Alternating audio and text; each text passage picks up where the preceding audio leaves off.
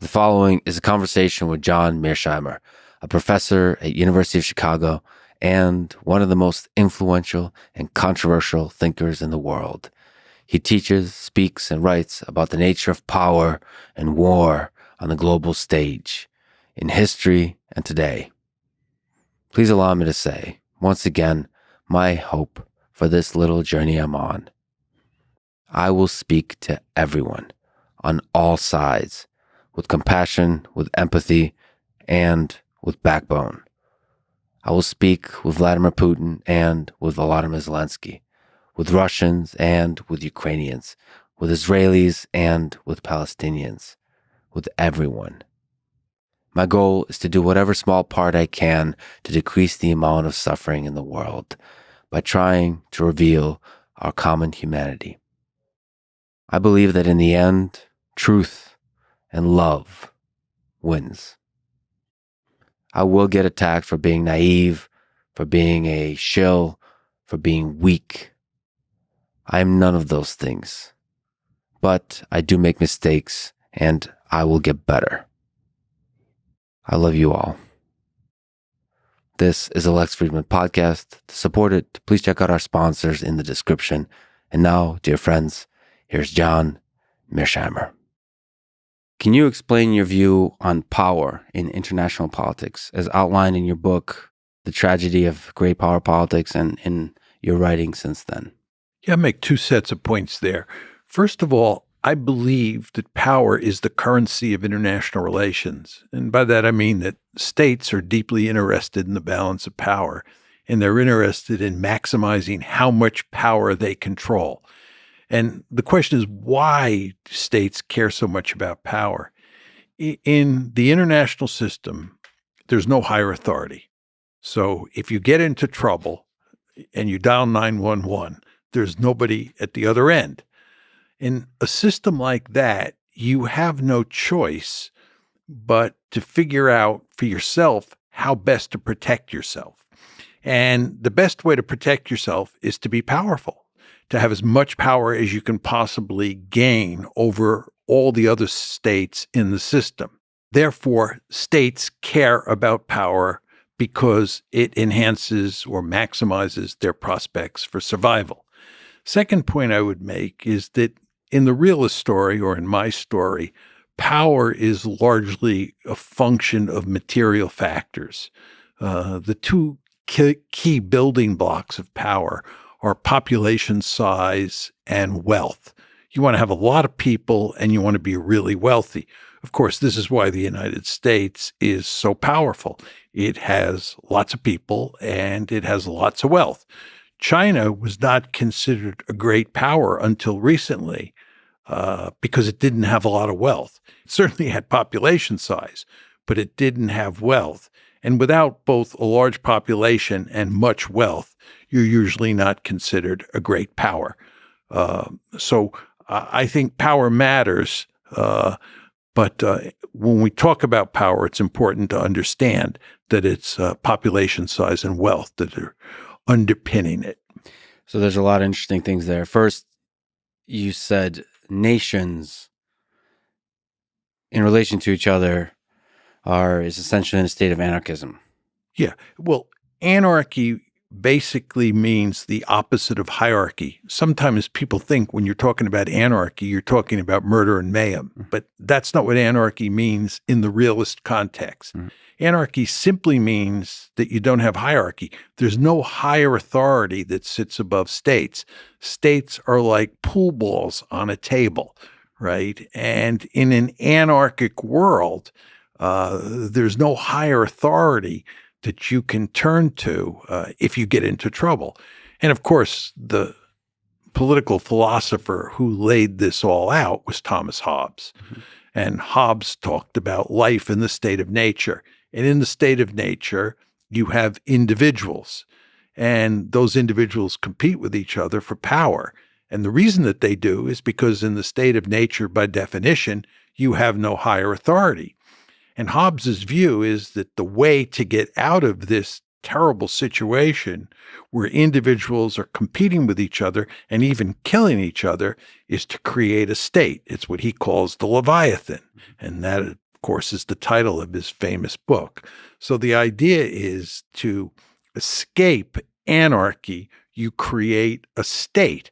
And that means you go from anarchy to hierarchy. Hmm. The problem in international politics is that there is no world state. There is no hierarchy. And if you have no hierarchy and you're in an anarchic system, you have no choice but to try to maximize your relative power, to make sure you are, as we used to say when I was a kid on New York City playgrounds, the biggest and baddest dude on the block. Hmm. Not because you necessarily want to beat up on other kids or on other states, but because, again, that's the best way to survive. And as I like to point out to people, the best example of what happens when you're weak in international politics is what the Chinese call the century of national humiliation. From the late 1840s to the late 1940s, the Chinese were remarkably weak, and the great powers in the system preyed upon them. And that sends a very important message to not only the Chinese, but to other states in the system. Don't be weak. Be as powerful as you can. And we'll talk about it, but humiliation can lead to resentment, and resentment leads to something you've also studied, which is Nazi Germany in the 1930s. We'll talk about it. But staying to the psychology and philosophy picture, what's the connection between the will to power in the individual, as you mentioned, and the will to power in a nation? The will to power in an individual has a lot to do with individual psychology. The story that I tell about the pursuit of power is a structural argument. It's an argument that says when you are in a particular structure, when you're in a system that has a specific architecture, which is anarchy, the states have no choice but to compete for power. So structure is really driving the story here.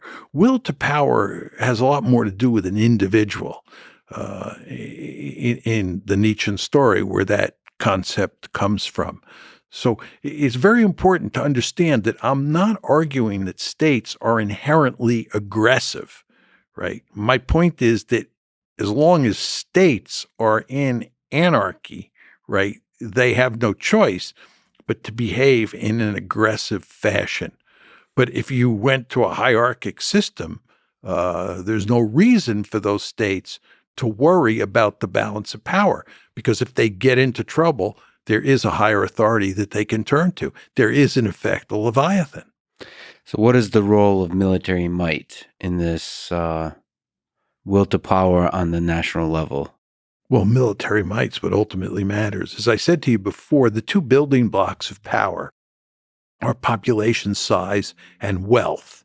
You didn't mention military might. I did not. No, that's right. And it's good that you caught that, because if you have a large population and you're a wealthy country, what you do is you build a large military. And it's ultimately the size of your military that matters, because militaries fight wars. And if states are concerned about survival, which I argue is the principal goal of every state in the international system, for what I think are obvious reasons, then they're going to care about having a powerful military that can protect them if another state comes after them. Well, it's not obvious that a large nation with a lot of people and a lot of money should necessarily build a gigantic army and seek to attain superpower, like dominant sole superpower status through military might. But you're saying, as you see the world today, it has to be that way. Yeah, I'm arguing it is obvious.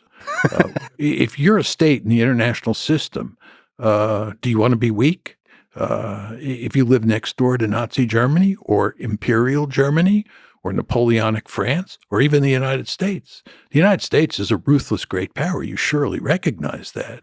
And if you're dealing with the United States of America and you're Vladimir Putin, you want to make sure you're as powerful as possible so that the United States doesn't put its gun sights on you and come after you.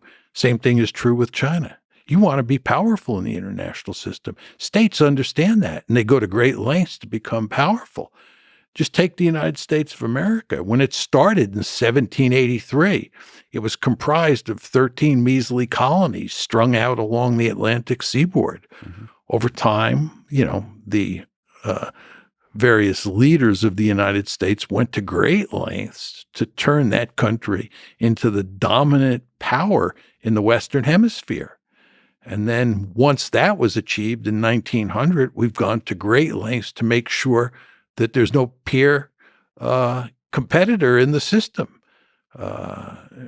We just want to make sure that we're number one. And my argument is that this is not peculiar to the United States. If I'm China, for example, today, I would want to dominate Asia the way the United States dominates the Western Hemisphere. They'd be fools not to. If I were Imperial Germany, I'd want to dominate all of Europe the way the United States dominates the Western Hemisphere. Why? Because if you dominate all of Europe, assuming you're Imperial Germany or Napoleonic France, then no other state in the area or in the region can threaten you because you're simply so powerful. And again, what I'm saying here is that the structure of the international system really matters. It's the fact that you're in this anarchic system where survival is your principal goal and where I can't know your intentions, right? You're another state. I can't know that at some point you might not come after me. You might. And if you're really powerful and I'm not, I'm in deep trouble. Yeah, so some of the ideas underlying what you've said, offensive realism, which I would love to talk to you about, sort of the history of realism versus liberalism. But some of the ideas you already mentioned, anarchy between states, everybody's trying to develop military capabilities, uncertainty, such an interesting concept.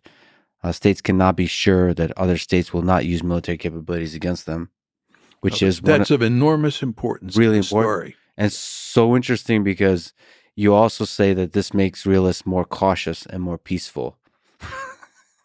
The uncertainty, because of all the uncertainty involved here, it's better to approach international politics with caution. It's really interesting to think about.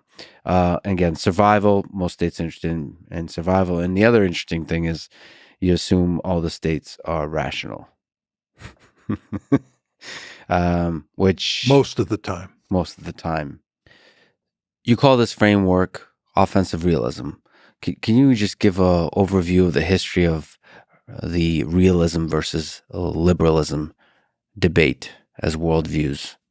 Well, I think for many centuries now, the big divide within the world of international relations theory is between realism and liberalism.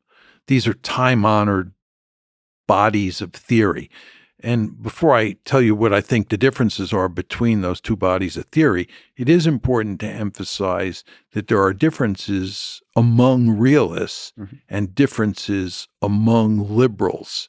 So when you talk about me as an offensive realist, you should understand that there are also defensive realists out there, and there are a panoply of liberal theories as well.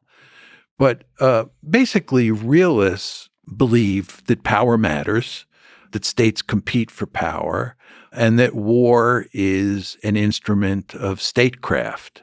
And liberals, on the other hand, have what I would say is a more idealistic view of the world. This is not to say that they're naive or foolish, but they believe there are aspects of international politics that lead to a less competitive and more peaceful world than most realists see. And I'll lay out for you very quickly what are the three major liberal theories today that I think will give you a sense of the more optimistic perspective that is inherent in the liberal enterprise. The first and most important of the liberal theories is democratic peace theory. And this is a theory that says democracies do not fight against other democracies. So the more the world is populated with democracies, the less likely it is that we will have wars. And this basic argument is inherent in Francis Fukuyama's The End of History. He argues that democracy triumphed first over fascism in the 20th century. It then triumphed over communism. And that means that in the future, we're going to have more and more liberal democracies on the planet. And if you have more and more liberal democracies and those democracies don't fight each other, then you have a more peaceful world. That was his argument. It's a very liberal argument. A realist like me would say that it doesn't matter whether a state is a democracy or not. All states behave the same way because the structure of the system, getting back to our earlier discussion about international anarchy, the structure of the system leaves those states no choice, whether they're democracies or autocracies. And again, the liberal view, this first liberal theory, is that democracies don't fight other democracies, and therefore the more democracies you have, the more peaceful the world. Can I just sort of try to unpack that a little bit? So on the democratic peace theory, I guess would say that in democracies, leaders are elected, and the underlying assumption is most people want peace, and so they will elect peacemakers. So the more democracies you have, the more likely you have peace. And then the realist perspective, what says that it doesn't matter if the majority of people want peace. The structure of international politics is such that superpowers want to become more super and powerful, and they do that through war. You can't make that argument that you're making about democracies, because if you're saying that democracies are inclined toward peace and that the electorate picks leaders who are inclined towards peace, then you have to show that democracies are in general more peaceful than non-democracies. And you can't support that argument. You can find lots of evidence to support the argument that democracies don't fight other democracies. So the argument I believe that you have to make if you're going to support democratic peace theory, the main argument you have to make is that liberal democracies have a healthy respect for each other, and they can assess each other's intentions. If you're a liberal democracy and I'm a liberal democracy, we know we have value systems that argue against aggression and argue for peaceful resolution of crises. And therefore, given these norms, we can trust each other. We can know each other's intentions. Remember, for realists like me, uncertainty about intentions really helps drive the train. Mm-hmm. But if you're talking about two democracies, right, the argument there is that they know each other's intentions. And for you, sure, maybe democracies reduce uncertainty a little bit, but not enough to stop the train. I think that's right. Yeah, that's right. So that's democratic peace theory. Yes. The second theory is economic interdependence theory. And that's the argument that in a globalized world like the one that we live in and have lived in for a long time, there's a great deal of economic interdependence. And if you and I are two countries, or if you and me are two countries and we're economically interdependent and we're both getting prosperous as a result of this economic intercourse, the last thing that we're going to do is start a war, either one of us, because who would kill the goose that lays the golden eggs? It's that kind of argument. So there you have an argument that economic interdependence leads to peace. And then the third liberal argument has to do with institutions, sometimes referred to as liberal institutionalism. And this is the argument that if you can get states into institutions where they become rule-abiding actors, they will obey the rules that dictate that war is not acceptable.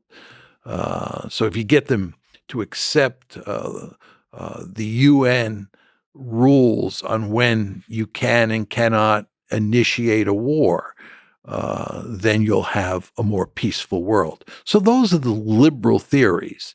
And as you can tell, they're very different from realism as articulated by somebody like me. Can you maybe argue against the economic interdependence and in the institutions follow rules a little bit? So the golden goose with the golden egg, you're saying that nations are happy to kill the goose because, again, they want power. If they think it's necessary to kill the golden goose Yeah. because of security concerns, they will do it. The point is that economic interdependence at its root has prosperity as the core variable. Yeah. In the realist story, the core variable is survival, and survival always trumps prosperity. So if you go back to the period before World War I, we're in Europe. It's 1913 or early 1914.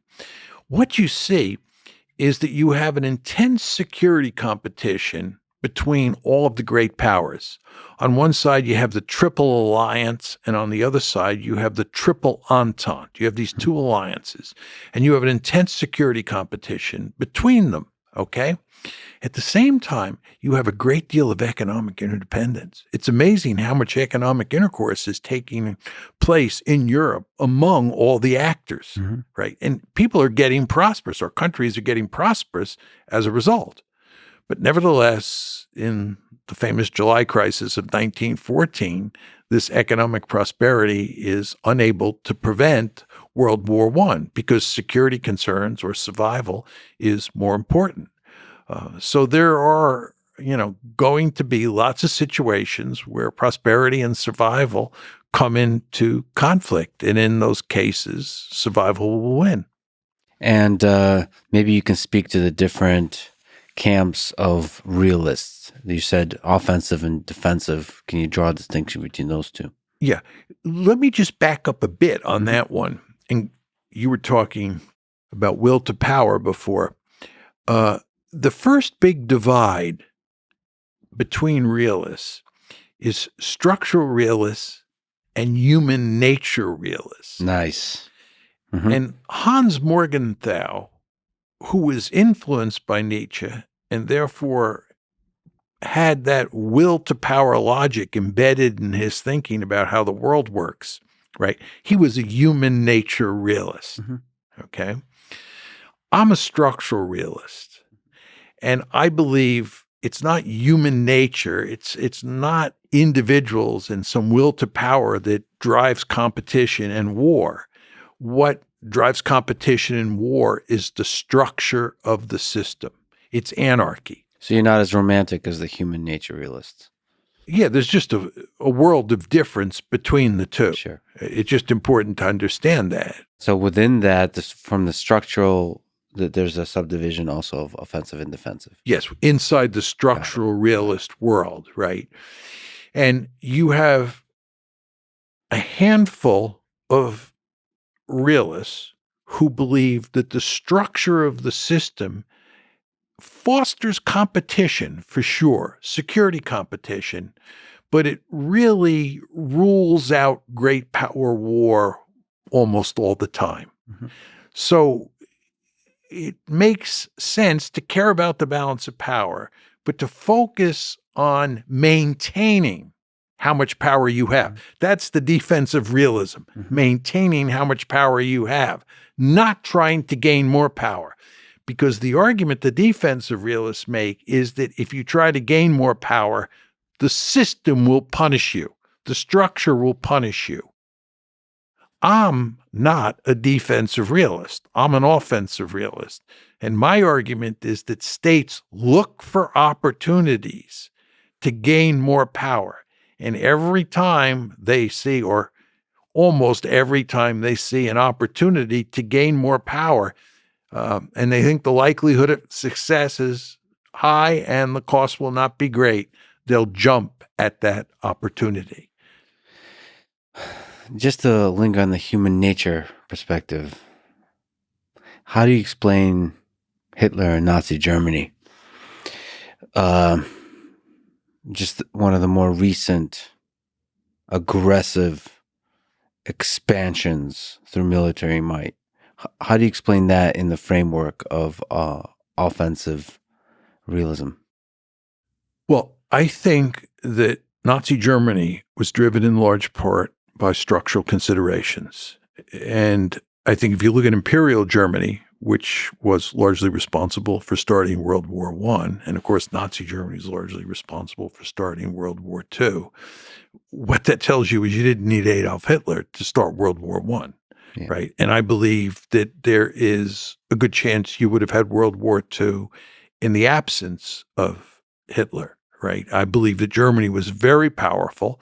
It was deeply worried about the balance of power in Europe, and it had strong incentives to behave aggressively in the late 1930s, early 1940s. So I believe that structure mattered. However, I want to qualify that in the case of Adolf Hitler, because I do think he had what you would call a will to power. I've never used that word to describe him before, but it's consistent with my point that I often make that there are two leaders, or there have been two leaders in modern history who are congenital aggressors. And one was Napoleon and the other was Hitler. Now, if you want to call that a will to power, you can do that. I'm more comfortable referring to Hitler as a congenital aggressor and referring to Napoleon as a congenital aggressor, although there were important differences between the two because Hitler was probably the most murderous leader in recorded history, and Napoleon was not in that category at all. But both of them were driven by what you would call a will to power, and that has to be married to the structural argument in Hitler's case and also in Napoleon's case. Is there some degree on the human psychology side that resentment, because of what happened after World War I, led to Hitler wielding so much power, and then Hitler starting World War II? So this is the human side. Perhaps the reason I asked that question is also because you mentioned the century of humiliation on the China side. So to which degree did humiliation lead to Hitler and lead to World War II?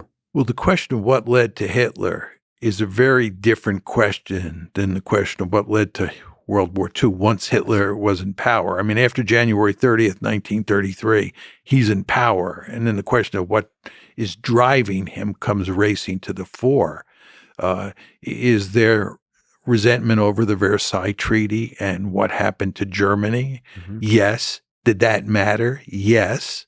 But my argument is that structure was the principal factor driving the train in Hitler's case. But what I'm saying here is that there were other factors as well, resentment being one of them, will to power, or the fact that he was a congenital aggressor in my lexicon certainly mattered as well. So I don't want to dismiss your point about resentment. So Hitler in particular, the way he gained so much power might have been the general resentment of the populace, of the German populace. I think that as a result of defeat in World War I and all the trials and tribulations associated with Weimar Germany, and then the coming of the Great Depression, all of those factors definitely account for his coming to power. I think that one of the reasons that he was so successful at winning over the German people once he came to power was because there was a great deal of resentment in the German body politic. And he played on that resentment. That surely helped him get elected too. But I think, having studied the case, it was even more important once he took over. I also believe that one of the principal reasons that he was so popular, and he was wildly popular inside Nazi Germany, is because he was the only leader of an industrialized country who pulled his country out of the Depression. And that really mattered. and it made him very effective. It's also worth noting that he was a remarkably charismatic individual. I find that hard to believe because every time I look at him or listen to his speeches, he does not appear to be charismatic to me. But I've talked to a number of people who are experts on this subject who assure me that he was very charismatic. And I would note to you, if you look at public opinion polls in Germany, West Germany, in the late 1940s, this is the late 1940s, after the Third Reich is destroyed in 1945, he is still remarkably popular in the polls. Stalin is still popular in many parts of Eastern Europe. Yeah, yeah. And Stalin's popular in many quarters inside Russia. And Stalin murdered more of his own people than he murdered people outside of the Soviet Union. And still to you, the tides of history turn not on individuals, but on structural considerations. So Hitler may be a surface layer characteristics of how Germany started war, but not really the reason. Well, history is a multidimensional phenomenon. So I hear. And we're talking about interstate relations here. Yes. And realism is a theory about how states interact with each other.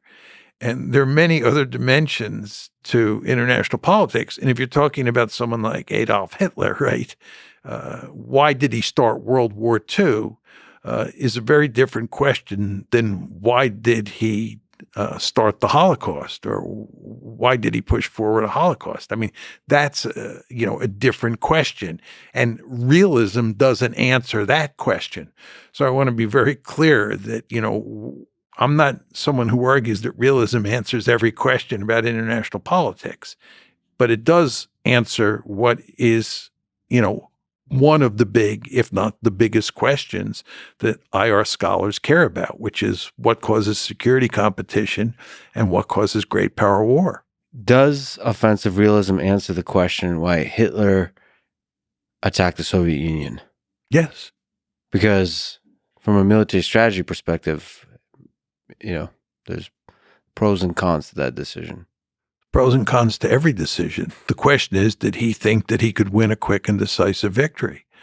And he did. I mean, as did his generals. It's very interesting. I've spent a lot of time studying German decision-making in World War II. If you look at the German decision to invade Poland on September 1st, 1939, and you look at the German decision to invade France on May 10th, 1940, and then the Soviet Union on June 22nd, 1941.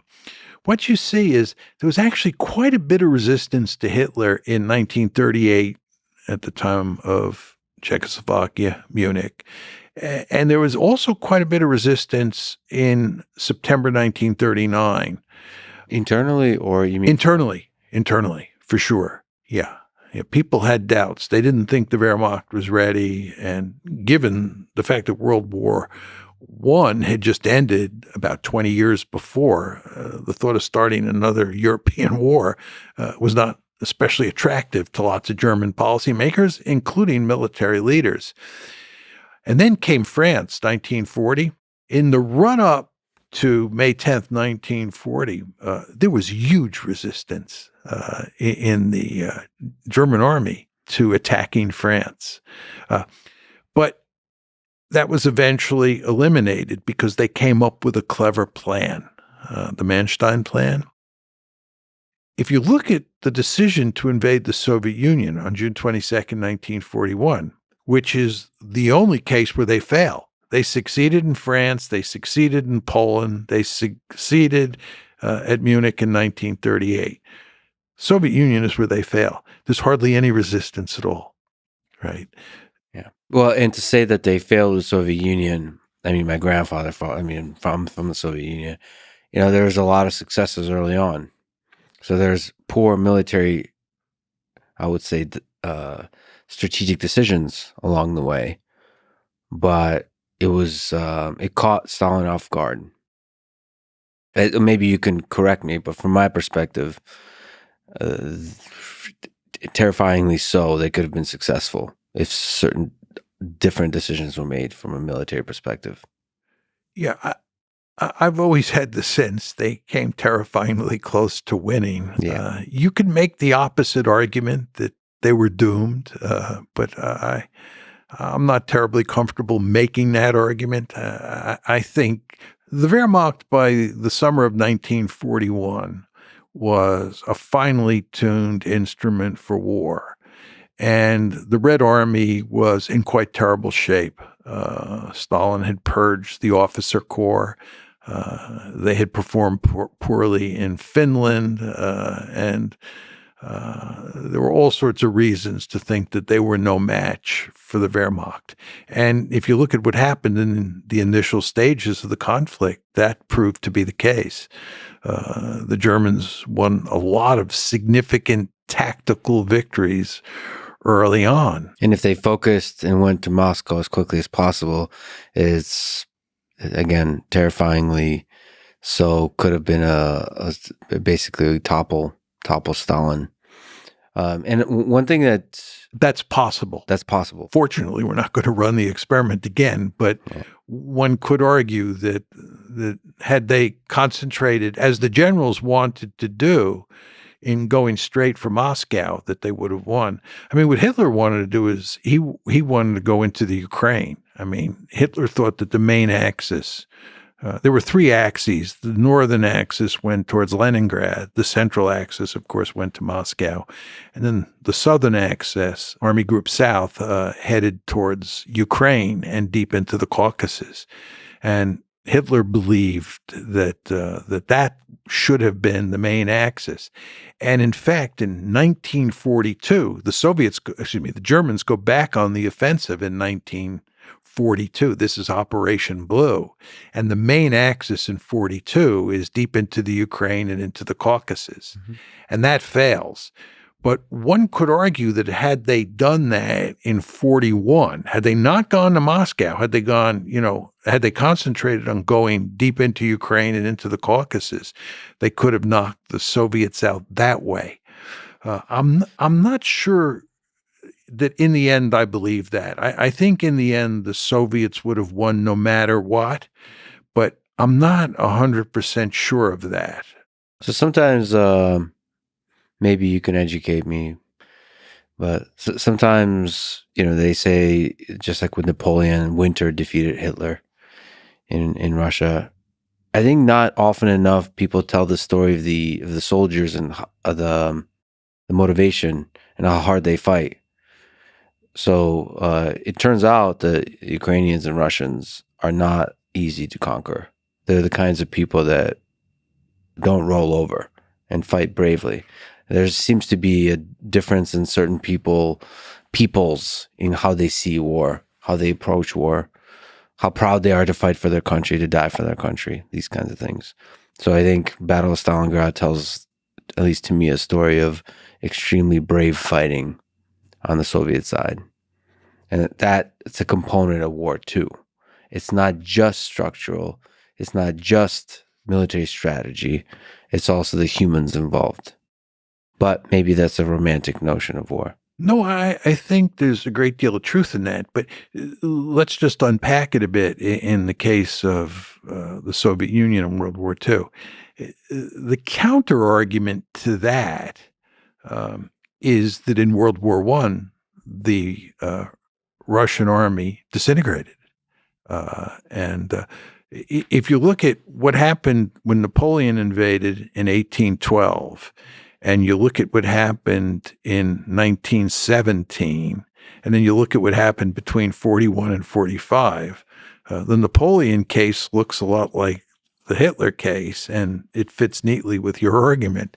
But World War I does not fit neatly with your argument because the Russians lost and surrendered. Yeah. And you had the infamous Treaty of Brest-Litovsk, where the Soviet Union then, because it went from Russia to the Soviet Union in October 1917, the Soviet Union surrendered large amounts of Soviet territory because it had suffered a humiliating defeat. My argument for why the Russians, let me take that back, why the Soviets fought like wild dogs in World War II is that they were up against a genocidal adversary.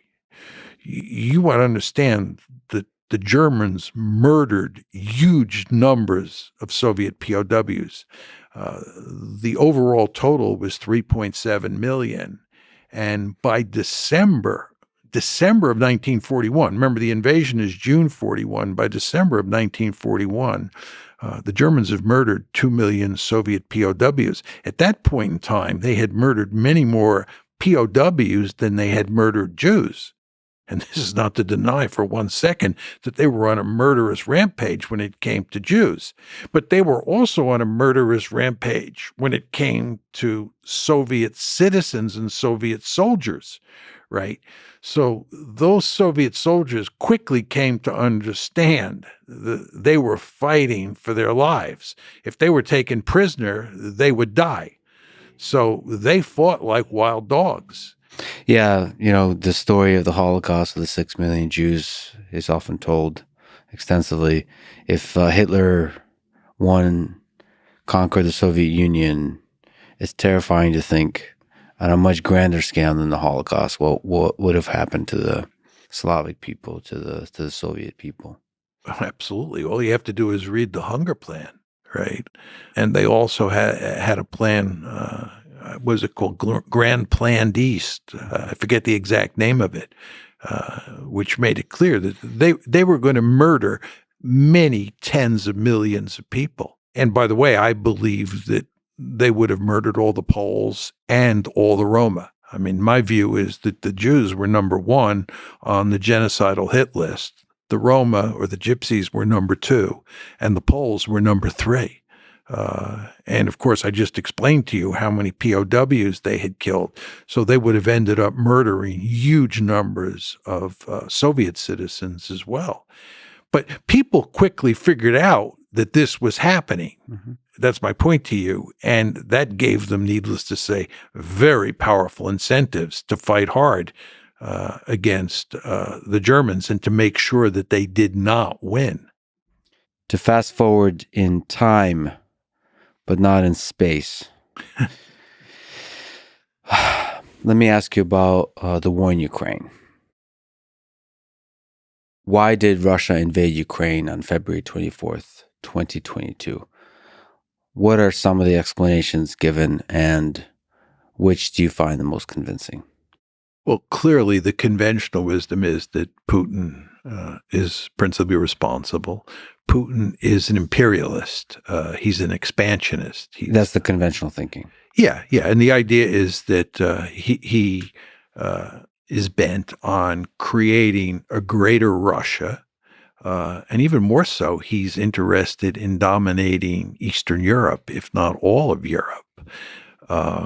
And that Ukraine was the first stop on the train line. And what he wanted to do was to conquer all of Ukraine, incorporate it into a greater Russia, and then he would move on and conquer other countries. This is the conventional wisdom. My view is there is no evidence, let me emphasize, zero evidence to support that argument. Which part? The imperialist part, the sense that he sought to conquer all of Ukraine and move on and conquer. There's no evidence he was interested in conquering all of Ukraine. There's no evidence beforehand that he was interested in conquering any of Ukraine. And there's no way that an army that had 190,000 troops at the most, right, could have conquered all of Ukraine. Just impossible. As I like to emphasize, when the Germans went into Poland in 1939, and the Germans, you want to remember, were only intent on conquering the western half of Poland because the Soviets, who came in later that month, were going to conquer the eastern half of Poland. So the western half of Poland is much smaller than Ukraine. And the Germans went in with 1.5 million troops. If Vladimir Putin were bent on conquering all of Ukraine, he would have needed at least 2 million troops. I would argue he'd need 3 million troops, because not only do you need to conquer the country, you then have to occupy it. But the idea that 190,000 troops was sufficient for conquering all of Ukraine is not a serious argument. Furthermore, he was not interested in conquering Ukraine, and that's why in March 2022, this is immediately after the war starts, he is negotiating with Zelensky to end the war. There are serious negotiations taking place in Istanbul involving the Turks, and Naftali Bennett, who was the Israeli prime minister at the time, was deeply involved in negotiating with both Putin and Zelensky to end the war. Well, if he was interested, Putin, in conquering all of Ukraine, why in God's name would he be negotiating with Zelensky to end the war? And of course, what they were negotiating about was NATO expansion into Ukraine, which was the principal cause of the war. People in the West don't want to hear that argument because if it is true, which it is, then the West is principally responsible for this bloodbath that's now taking place. And of course, the West doesn't want to be principally responsible. It wants to blame Vladimir Putin. Mm-hmm. So we've invented this story out of whole cloth that he is an aggressor, that he's the second coming of Adolf Hitler, and that what he did in Ukraine was try to conquer all of it. And he failed. But with a little bit of luck, he probably would have conquered all of it. And he'd now be in the Baltic states and eventually end up dominating all of Eastern Europe. As I said, I think there's no evidence to support this. So maybe there's a lot of things to ask there. Maybe just to linger on NATO expansion. What is NATO expansion? What is the threat of NATO expansion, and why is it such a concern for Russia? NATO was a mortal enemy of the Soviet Union during the Cold War. It's a military alliance which has at its heart the United States of America, which is the most powerful state on the planet. It is perfectly understandable that Russia is not going to want that military alliance on its doorstep. Here in the United States, we have, as you well know, what's called the Monroe Doctrine. And that basically says no great powers from Europe or Asia are allowed to come into our neighborhood and form a military alliance with anybody in this neighborhood. When I was young, there was this thing called the Cuban Missile Crisis. The Soviets had the audacity to put nuclear-armed missiles in Cuba. We told them in no uncertain terms that that was not acceptable and that those missiles had to be removed. This is our backyard, and we do not tolerate distant great powers coming into our neighborhood. Well, what's good for the goose is good for the gander. And if we don't like great powers coming into our neighborhood, it's hardly surprising that the Russians did not want NATO on their doorstep. They made that manifestly clear when the Cold War ended, and they exacted a promise from us that we would not expand NATO. And then when we started expanding NATO, they made it clear after the first tranche in 1999 that they were profoundly unhappy with that. They made it clear in 2004 after the second tranche that they were profoundly unhappy with that expansion. And then in April 2008, when NATO announced that Ukraine and Georgia would become part of NATO, they made it unequivocally clear, not just Putin, that that was not going to happen. They were drawing a red line in the sand. And it is no accident that in August 2008, remember, the Bucharest summit is April 2008, and August 2008, you had a war between Georgia and Russia, and that involved at its core NATO expansion. So the Americans and their allies should have understood by at least August 2008 that continuing to push to bring Ukraine into NATO was going to lead to disaster. And I would note that there were all sorts of people in the 1990s, like George Kennan, William Perry, who was Bill Clinton's Secretary of Defense, the chairman of the Joint Chiefs of Staff, Paul Nitze, and so forth and so on, who argued that NATO expansion would end up producing a disaster, which it has. I would note that at the famous April 2008 Bucharest summit, where NATO said that Ukraine would be brought into the alliance. Angela Merkel and Nicolas Sarkozy, the German and French leaders respectively, opposed that decision. Angela Merkel later said that the reason she opposed it was because she understood that Putin would interpret it as a declaration of war. Just think about that. Merkel is telling you that she opposed NATO expansion into Ukraine because she understood correctly that Putin would see it as a declaration of war. What did the United States and its friends in Europe do? They continued to push and push because we thought that we could push NATO expansion down their throat after 2008, the same way we did in 1999 and 2004. But we were wrong, and it all blew up in our face in 2014. And when it blew up in our face in 2014, what did we do? Did we back off and say, well, maybe the Russians have some legitimate security interests? No, that's not the way we operate. We continued to double down. And the end result is that in 2022, you got a war. And as I've argued for a long time now, we, the West, are principally responsible for that, not Vladimir Putin. So the expansion of NATO is primarily responsible. Yeah, to put it in more general terms, what we were trying to do was turn Ukraine into a Western bulwark on Russia's border. And it really wasn't NATO expansion alone. NATO expansion was the most important element of our strategy. But the strategy had two other dimensions. One was EU expansion, and the third was the color revolution. We were trying to foster orange revolution in Ukraine. And the basic goal there was to turn Ukraine into a pro-Western liberal democracy. And that meant that you'd have Ukraine, if it worked, as a pro-Western liberal democracy that was in the EU and that was in NATO. This was our goal.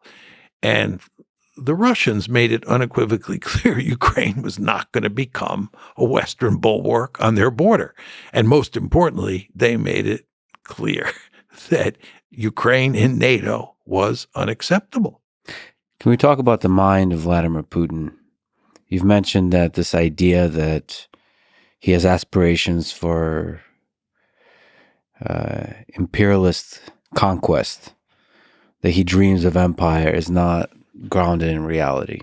He wrote an essay in 2021 about one people. Do you think there is some degree to which he still dreams of the former Soviet Union reuniting? No. He's made it clear that anybody with a triple-digit IQ understands that it's nuts to think about recreating the Soviet Union. He thinks it's a tragedy that the Soviet Union fell apart. Mm-hmm. But as he made clear in that essay, the July 12th, 2021 essay, and as he made clear in speeches immediately before he invaded Ukraine, he accepted the breakup of the Soviet Union, and he accepted the status quo in Europe, save for the fact he did not accept the idea that Ukraine would become part of NATO. He's been in power for over 2 decades.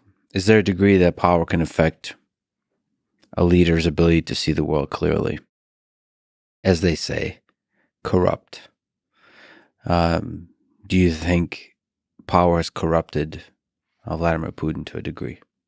It's very hard for me to answer that question because I don't know him and I've not studied him carefully in terms of his overall performance over the course of, the 23 years that he's been in power. I've studied him as a strategist, and I've studied how he, deals with the West. And deals with the international system more generally since 2014. And I think he is a first-class strategist. This is not to say he doesn't make mistakes, and he admits he's made some mistakes. But I think that the West is dealing with a formidable adversary here. And I don't see any evidence that he's either lost speed off his fastball or that power has corrupted his thinking about strategic affairs. So he has consistently put as a primary concern security, as does the United States. He's put for Russia security, making sure that NATO doesn't get close to its borders. I think that's clear. Yeah. I think, as I emphasized early on in our conversation, that leaders privilege security or survival over everything else. And by the way, he gave a number of talks and press conferences in addition to writing that famous article that you referred to on July 12th, 2021. So we have, a pretty clear record of what he was saying, and I would argue what he was thinking in the run-up to the war in February 2022. And if you read what he said, it's quite clear that he privileged security or survival. He was deeply concerned about the security of Russia. And Russia is a quite vulnerable state in a lot of ways, especially if you think back to what it looked like in the 1990s, as you know better than I do. It was in terrible shape. The Chinese talk about the century of national humiliation. One could argue that for the Russians, that was the decade of national humiliation. And it took Putin, I think, quite a bit of time to bring the Russians back from the dead. I think he eventually succeeded, but it took a considerable amount of time. And I think he understood that he was not playing a particularly strong hand. He was playing something of a weak hand. And he had to be very careful, very cautious. And I think he was. And I think that's very different than the United States. The United States was the unipole. It was the most powerful state in the history of the world, most powerful state relative to all its possible competitors from, roughly 1989, certainly after December 1991, when the Soviet Union fell apart, up until, I would argue, about 2017. We were incredibly powerful. And even after 2017, up to today, the United States remains the most powerful state in the system. And because of our geographical location, we are in a terrific situation to survive in any great power competition. So you have a situation involving the United States that's different than the situation involving Russia. They're just much more vulnerable than we are. And therefore, I think Putin tends to be more sensitive about security than any American president in recent times. Europe on one side, China on the other side. It's a complicated situation. Yeah, and we talked before about 1812 when Napoleon invaded and Moscow got burned to the ground. Mm-hmm. We talked about World War I, where the Russians were actually defeated and surrendered. And then we talked about 1941 to 1945, where although thankfully the Soviets prevailed, it was a close call. And I mean, the casualties, the destruction that the Soviet Union had inflicted on it by the Germans is just almost hard to believe. So they are sensitive. You can understand full well, or at least you should be able to understand full well, why the idea of bringing Ukraine up to their border really spooked them. I don't understand why more Americans don't understand that. It befuddles me. I think it has to do with the fact that Americans are not very good in putting themselves in the shoes of other countries. And you really, if you're going to be a first-class strategist in international politics, you have to be able to do that. You have to put yourself in the shoes of the other side and think about how they think so you don't make foolish mistakes. And as a starting point, Americans tend to see themselves as the good guys and a set of others as the bad guys. And you have to be able to empathize that Russians think of themselves as the good guys. The Chinese think of themselves as the good guys. And just be able to empathize. If they are the good guys, it's like that funny skit, Are We the Baddies? Consider the United States could be the bad guys. Like, first of all, like see the world. If the United States is the bad guys and China is the good guys, what does that world look like? Be able to just exist with that thought, because that is what the Chinese leadership and many Chinese citizens, if not now, maybe in the future, will believe. And you have to kind of do the calculation, the simulation forward from that. And same with Russia, same with other nations. Yeah, I agree with you 100%. And just, I always think of Michael McFaul at Stanford, who was the American ambassador to Russia, I think between 2012 and 2014. And he told me that he told Putin that Putin didn't have to worry about NATO expansion because the United States was a benign hegemon. And I asked Mike what Putin's response was to that. And Mike said that Putin didn't believe it. But Mike believed that he should believe it, and that we could move NATO eastward to include Ukraine. And in the end, we'd get away with it because we are a benign hegemon. But the fact is, that's not what Putin saw. Putin saw us as a malign hegemon. And what Mike thinks or any American thinks doesn't matter. What matters is what Putin thinks. But also, the drums of war have been beating for some reason. NATO expansion has been threatened for some reason. So you've talked about NATO expansion being dead. So it doesn't make sense from a geopolitical perspective on the Europe side to expand NATO. But nevertheless, that threat has been echoed. So why has NATO expansion been pushed from your perspective? There are two reasons. One is, first of all, we thought it was a wonderful thing to bring more and more countries into NATO. We thought that it facilitated peace and prosperity. It was ultimately all for the good. Mm-hmm. And we also thought that countries like Ukraine had a right to join NATO. Mm-hmm. These are sovereign countries that can decide for themselves, and the Russians have no say in what Ukraine wants to do. And then finally, and this is a point I emphasized before, we were very powerful and we thought we could shove it down their throat.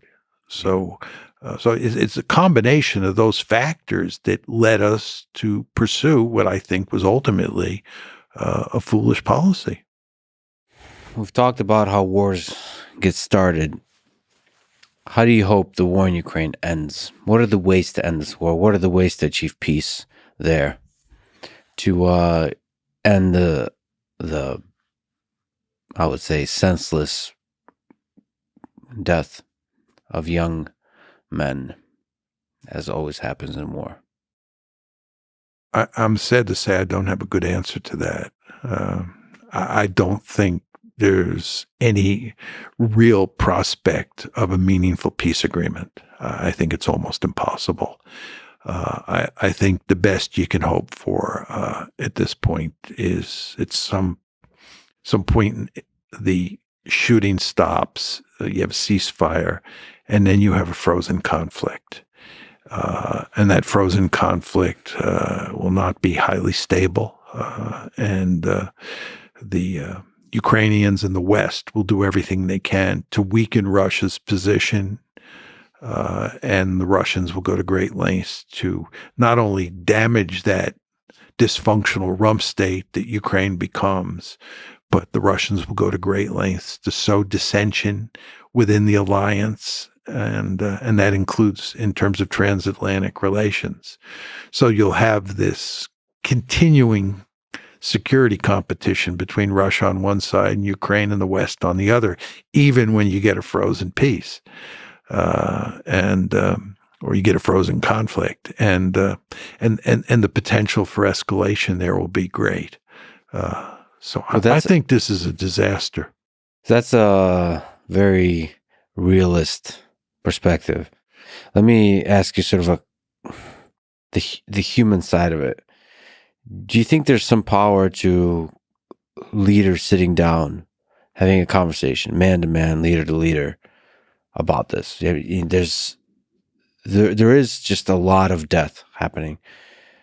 It seems that from an economic perspective, from a historic perspective, from a human perspective, both nations are losing. Is it possible for Vladimir Zelensky and Vladimir Putin to sit down and talk and to figure out a way where the security concerns are addressed and both nations can minimize the amount of suffering that's happening and create a path towards future flourishing? I think the answer is no. Even with the United States involved. 3 people in the room. Well, I think if the United States is involved, the answer is definitely no. You have to get the Americans out. And then I think if you have Zelensky and Putin talking, you have a sliver of a chance there. The Americans are a real problem. Look, let's go back to what happens right after the war starts, okay? As I said before, we're talking March, early April of 2022. The war starts on February 24th, 2022. Mm-hmm. And as I said to you, the two sides were negotiating in Istanbul, and they were also negotiating through Naftali Bennett. And the Bennett track and the Turkish track were operating together. I mean, they were not at cross purposes at all. What happened? Bennett tells the story very clearly that they had made significant progress in reaching an agreement. This is Zelensky on one side and Putin on the other. Bennett is talking in person to both Putin and Zelensky. And what happens to produce failure? The answer is the United States and Britain get involved and tell Zelensky to walk. They tell Zelensky to walk. If they had come in and encouraged Zelensky to try to figure out a way with Putin to shut this one down and worked with Bennett and worked with Erdogan, mm-hmm. we might have been able to shut the war down then. But it was the United States. Well, let me sort of push back on that. You're correct, but sort of United States paints this like picture that everybody's aligned. So maybe you can correct me, but I believe in the power of individuals, especially individual leaders. Again, whether it's Biden or Trump or whoever, goes into a room and says, in a way that's convincing, that no more NATO expansion. And actually just on a basic human level, ask the question of why are we doing all this senseless killing? And look at the interest of one, Russia, look at the interest of the other, Ukraine. Their interests are pretty simple. And say, the United States is going to stay out of this. We're not going to expand NATO. And say all that in a way that's convincing, which is NATO expansion is silly at this point. China is the big threat. We're not going to do this kind of conflict escalation with Russia. The Cold War is over. Let's normalize relations. Well, let me just embellish your argument, mm-hmm. Okay? Thank you. I need it. If we say there's a sliver of a chance that you can do this, and I do think there is a sliver of a chance, let me just embellish your point. Thank you. I need all the help I can get. 2 things have to be done here, in my opinion. One is Ukraine has to become neutral. And it has to completely sever all security ties with the West, mm-hmm. right? It's not like you can say we're not going to expand NATO to include Ukraine, but we're going to continue to have some loose security arrangement with Ukraine. None of that. It has to be completely severed. Ukraine has to be on its own, okay? And number 2, Ukraine has to accept the fact that the Russians are going to keep the 4 oblasts that they've now annexed and Crimea, right? The Russians are not going to give them back.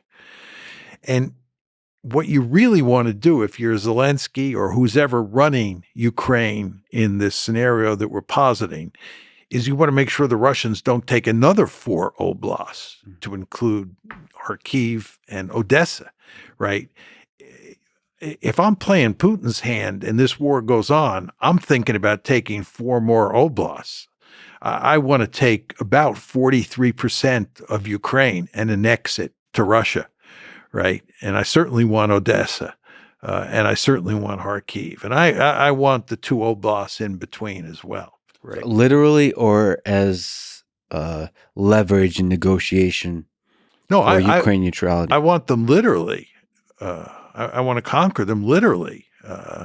But my point to you is, if we can begin to talk about cutting a deal now, you may be able to head that kind of aggression off at the pass. Yeah. In other words, you may be able to limit Putin and Russia to annexing the 4 oblasts that they've now annexed plus Crimea. That's the best I think you can hope for.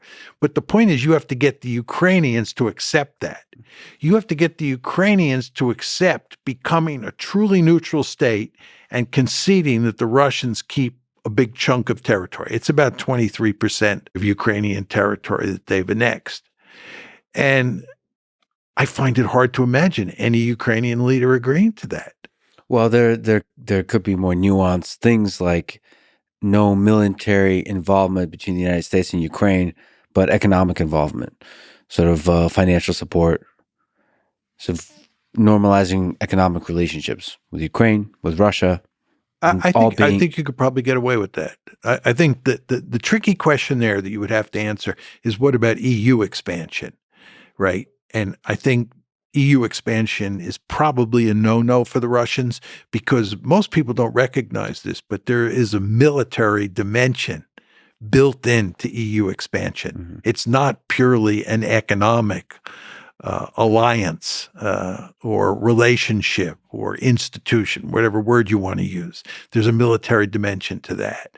And in the run-up to the war, actually in the run-up to the 2014 crisis, when it first broke out, the Russians made it clear they saw EU expansion as a stalking horse for NATO expansion.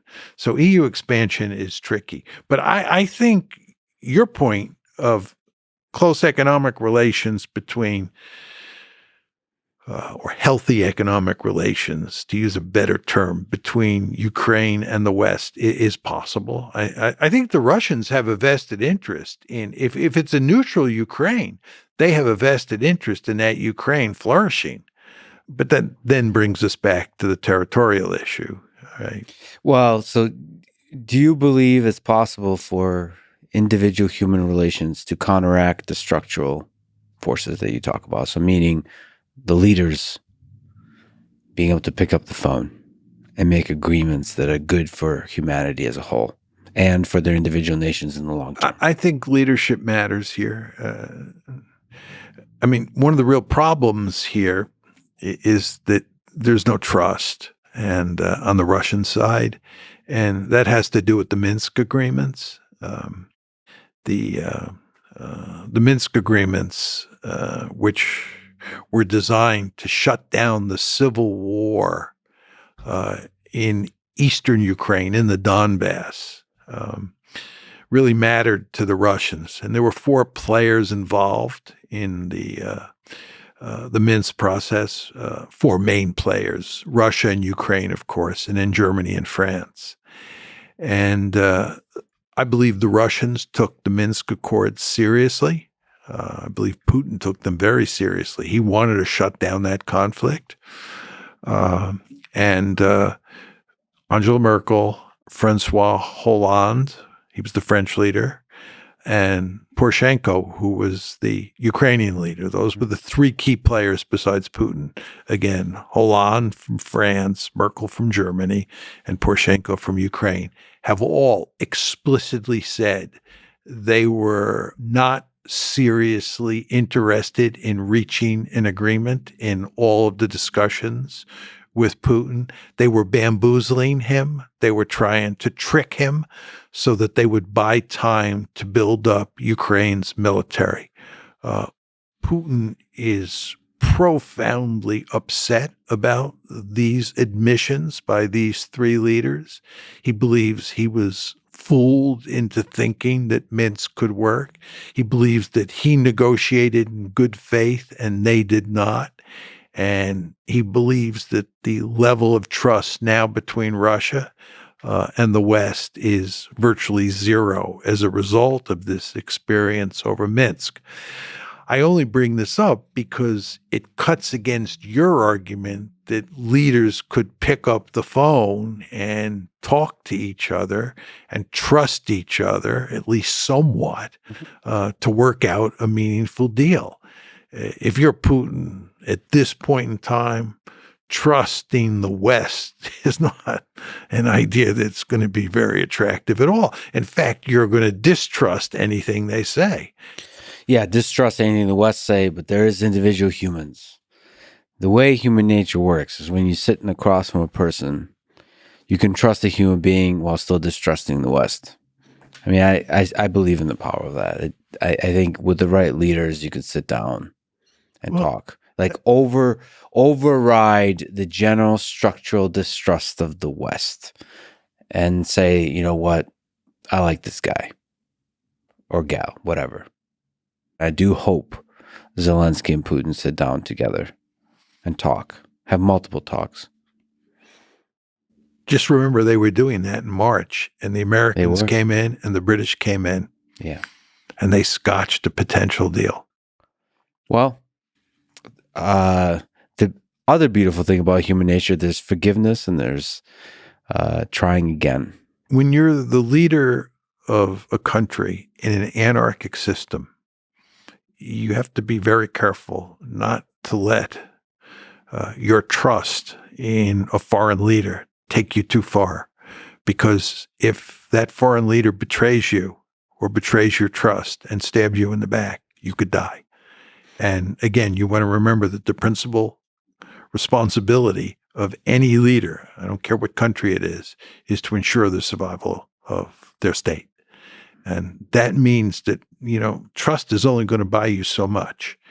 And when you've already betrayed the trust of a leader, you really are not going to be able to rely on trust very much to help you moving forward.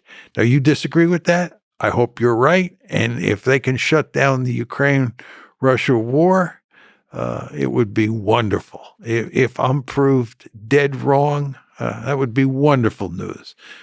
My prediction that this war is going to go on for a long time and end in an ugly way is a prediction that I don't like at all. So I hope I'm wrong. You wrote that many in the West believe that the best hope for ending the Ukraine war is to remove Vladimir Putin from power, but you argue that this isn't the case. Can you explain? Well, a lot of people thought when they were having all that trouble, the Russians were having all that trouble with Prigozhin and the Wagner group, that Putin was vulnerable and was likely to be overthrown. And what would happen is a peace-loving leader would replace Putin. I made 2 points at the time, and I would make those same 2 points now. Number one, he's not likely to be overthrown. He was not likely then to be overthrown. And I think, as long as his health holds up, I think he will remain in power. My second point is, if he doesn't remain in power and he's replaced, I would bet a lot of money that his replacement will be more hawkish and more hardline than Putin is. I actually think one could argue that Putin was too trusting of the West before the war started. And number two, I think one could argue that he has not waged the war against Ukraine as vigorously as one might have expected. He was slow to mobilize the nation for war, and he has pursued a limited war in all sorts of ways. The Israelis, for example, have killed more civilians in Gaza in 1 month than the Russians have killed over 18 months in Ukraine. The idea that Vladimir Putin is waging a punishment campaign and killing on purpose large numbers of civilians is simply not true. All of this is to say that I would imagine that if Putin leaves office and someone else comes in to replace him, that someone else will be at least, if not more hardline than him in terms of waging the war, and certainly will not trust the West any more than he has. By way of advice, let me ask you, if I were to have a conversation, interview Vladimir Putin and Zelensky individually, what should I ask them? If you, me, and Vladimir Putin are having a chat, what are good ideas to explore? What are good questions to ask? What are good things to say on or off the mic, once again, that could potentially, even slightly, lessen the amount of suffering in the world caused by this war? Oh, I think if you get an interview with Vladimir Putin, there's just all sorts of questions you could ask him. And my sense is that Putin is a straight shooter. He's also very knowledgeable about history, and he has simple theories in his head about how the world works. And I think he would level with you, and all you would have to do is just, figure out what all the right questions are. And that would not be hard to do, right?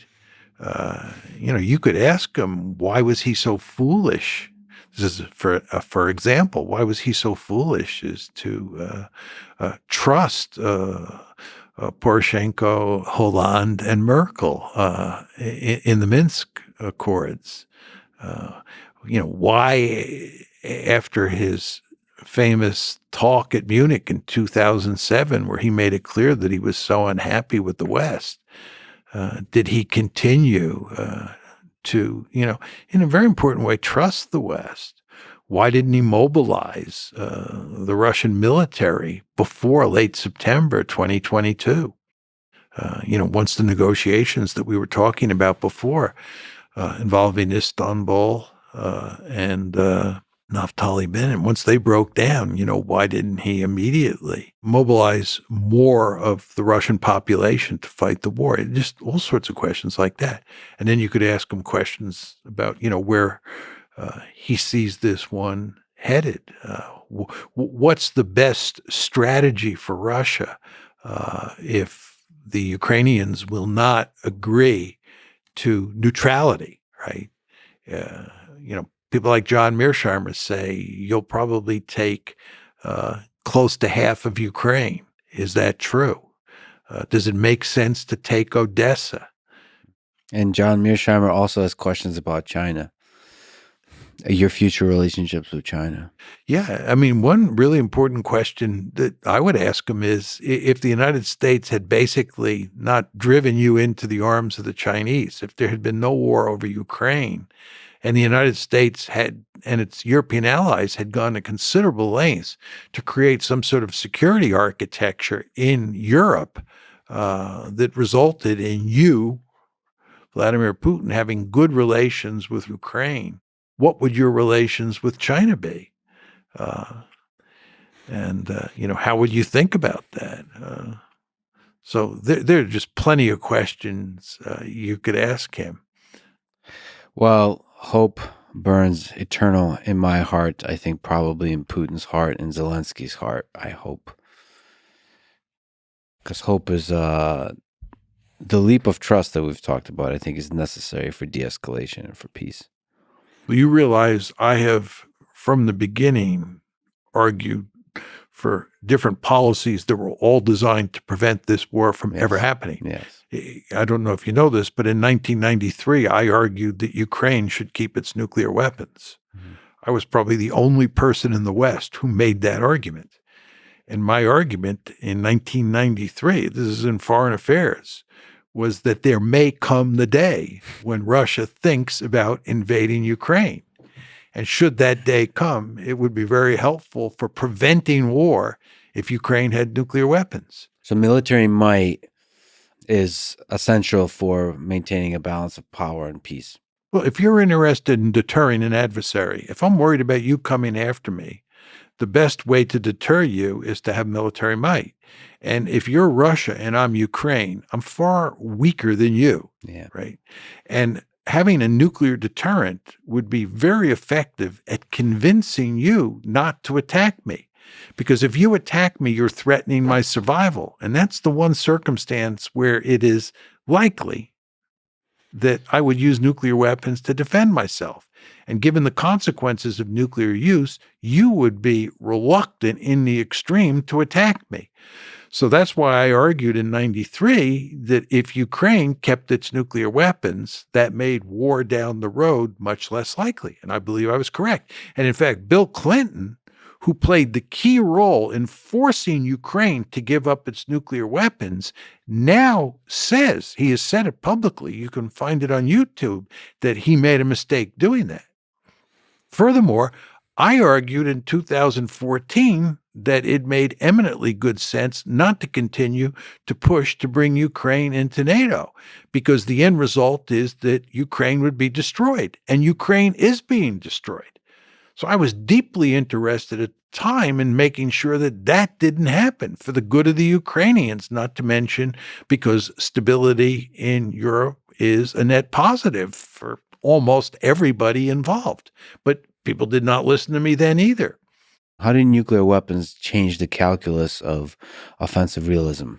Because of mutually assured destruction. I mean, it's not just military might, it's just so destructive that you basically can't use nuclear weapons unless you want complete destruction. There's no question that the presence of nuclear weapons makes it much less likely, I'm choosing my words carefully here, much less likely that a great power would aggress against another great power. It doesn't take that possibility off the table, but it makes it much less likely because of the reasons that you articulated. But with regard to nuclear use, it's an interesting question how you think about nuclear use in a mad world. I mean, your point that we're in a mad world is that's mad, capital M-A-D, as well as Yes. M-A-D, Yes, small both. letters. But let's stick to the capital letters. Yeah. We're in a world of mutual assured destruction. There's no question that in that world,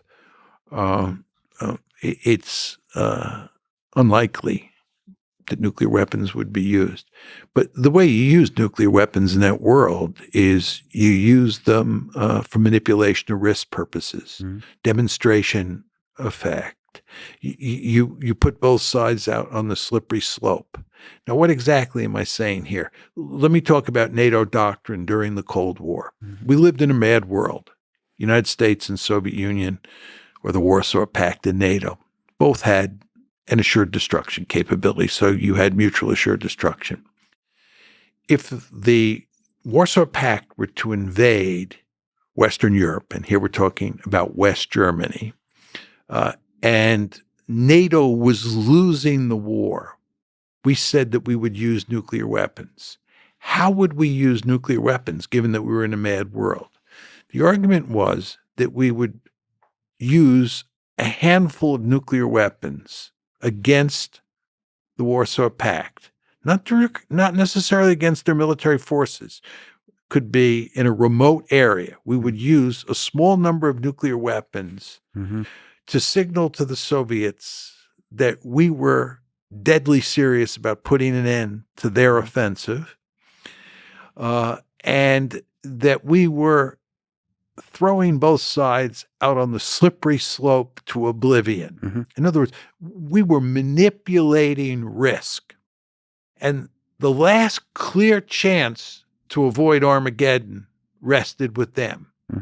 And then we would tell them that if you retaliated with a handful of nuclear weapons and you didn't cease your offensive against West Germany, we would launch another nuclear attack. We would explode a handful more of nuclear weapons, all for the purposes of showing you our resolve, right? So this is the manipulation of risk strategy. And a lot of the language I just used in describing it to you is language that Thomas Schelling invented, right? Now, fast forward to the present. If Russia were losing in Ukraine, That's the one scenario where I think where Russia would have used nuclear weapons. And the question is, how would Russia have used nuclear weapons? Again, we're assuming that the Russians are losing to the Ukrainians. I believe they would have pursued a manipulation of risk strategy. Mhm. They would have used 4 or 5, 3 or 4, who knows, nuclear weapons. Maybe just one in a rural area that kills very few people. Yes, exactly. And basically, that would spook everybody. The Americans Just the would- mushroom cloud. Yeah, it's because of the threat of escalation, Yeah. right? Again, your point is we're in a mad world. I accept that. Mhm. And if you have limited nuclear use, right, we understand hardly anything about nuclear escalation Mhm. because thank goodness we've never had a nuclear war. So once you throw both sides out on the slippery slope, even if you only use one nuclear weapon in your scenario, you don't know what the escalation dynamics look like.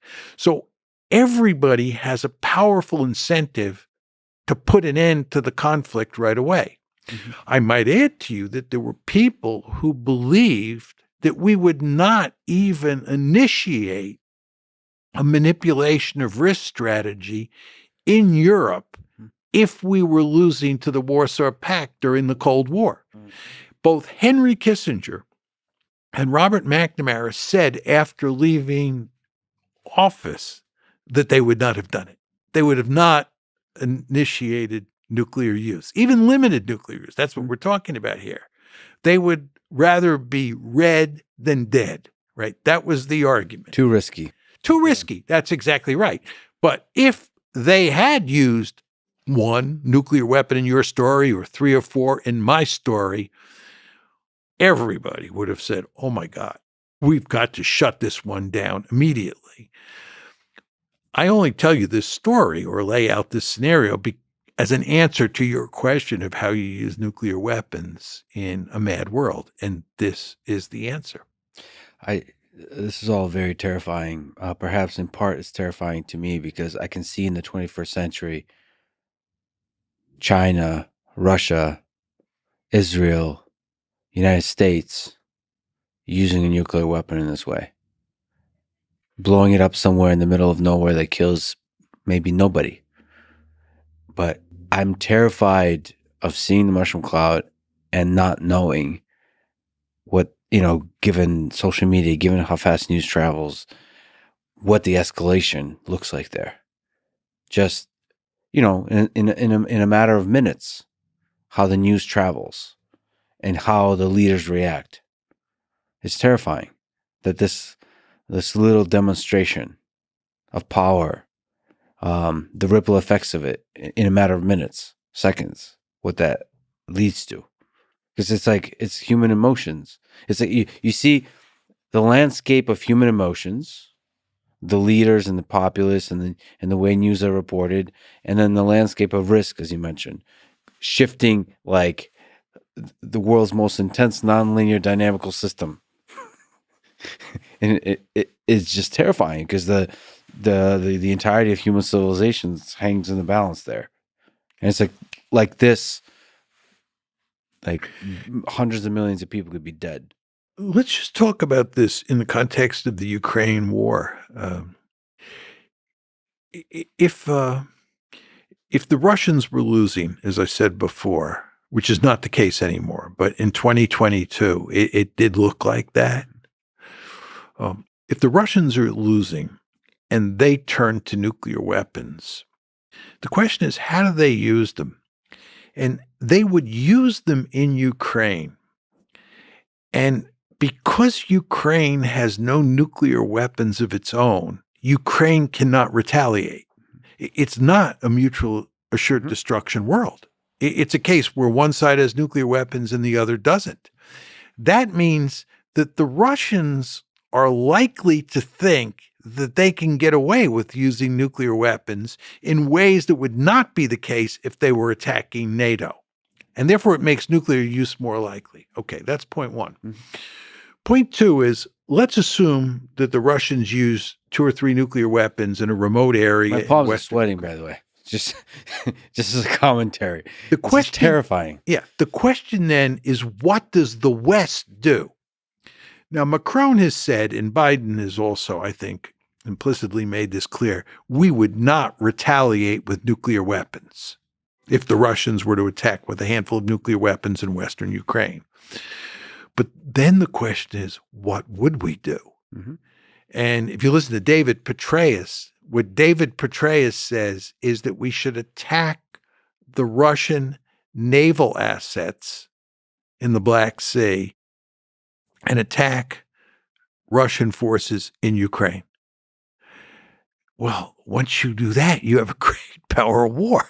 You have NATO versus Russia, which is another way of saying you have the United States versus Russia. We're now in a great power war. They have nuclear weapons. We have nuclear weapons. They've used nuclear weapons. What is the happy ending here? And just to take it a step further and go back to our earlier discussion about moving NATO up to Russia's borders, the point I made, which you surely agree with, is that the Russians are very fearful when they see NATO coming up to their border. Well, here's a case where not only has NATO come up to their border, but they're in a war with NATO right on their border. What do the escalation dynamics look like there?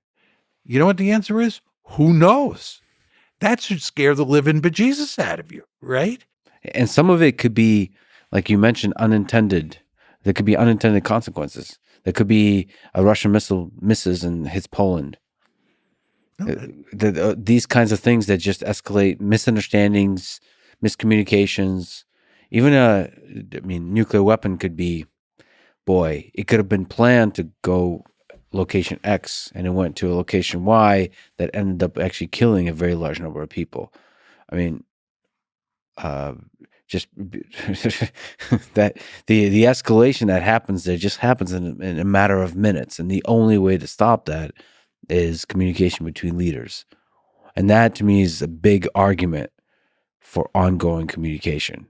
You know, there's a story that during the Cuban Missile Crisis, Kennedy put out the word no aircraft under any circumstances are to penetrate Soviet airspace. Mm-hmm. Yeah. And he then found out a few days later that some guy hadn't gotten the message and had penetrated in an aircraft deep into Soviet airspace. Yeah. And this supports your basic point that, bad things happen. Yeah. And again, the overarching point here is we've never done this before, thankfully. Therefore, we don't have a lot of experience as to how it plays itself out. Mm-hmm. It's really a theoretical enterprise because there's no empirical basis for talking about escalation, in a nuclear crisis. And that, of course, is a wonderful thing. Well, and in general, the human species as a whole is a one-off. Is a theoretical enterprise. The survival of the human species. We've seen empires rise and fall, but we haven't seen the human species rise and fall. So far, it's been rising, but it's not obvious that it doesn't end. In fact, I think about aliens a lot, and the fact that we don't see aliens makes me suspect that it's not so easy to survive in this complicated world of ours. Switching gears a little bit and going to a different part of the world, also engulfed in war. Let me ask you about the situation in Israel. Why did Hamas attack Israel on October 7th, 2023? As you understand the situation, what was the reason that attack happened? Well, I think the main reason was that you had this suffocating occupation. I think as long as the occupation persists, the Palestinians are going to resist. As you well know, this is not the first time there has been a Palestinian uprising. There was the first Intifada, there was the second Intifada, now there's October 7th, and there are uprisings besides those three. So this is not terribly surprising. A lot of people hypothesize that this attack was due to the fact that the Israelis, the Saudis, and the Americans were working together to foster another Abraham Accord, and that the Palestinians would, in effect, be sold down the river. I think, given the fact that this was in the planning stages for probably about 2 years, and the Abraham Accords with regard to Saudi Arabia are a relatively new phenomenon, I don't think that's the main driving force here. I think the main driving force is that the Palestinians feel oppressed, as they should, and that this was a resistance move. They were resisting the Israeli occupation. So that resistance, the attack involved killing a large number of Israeli civilians.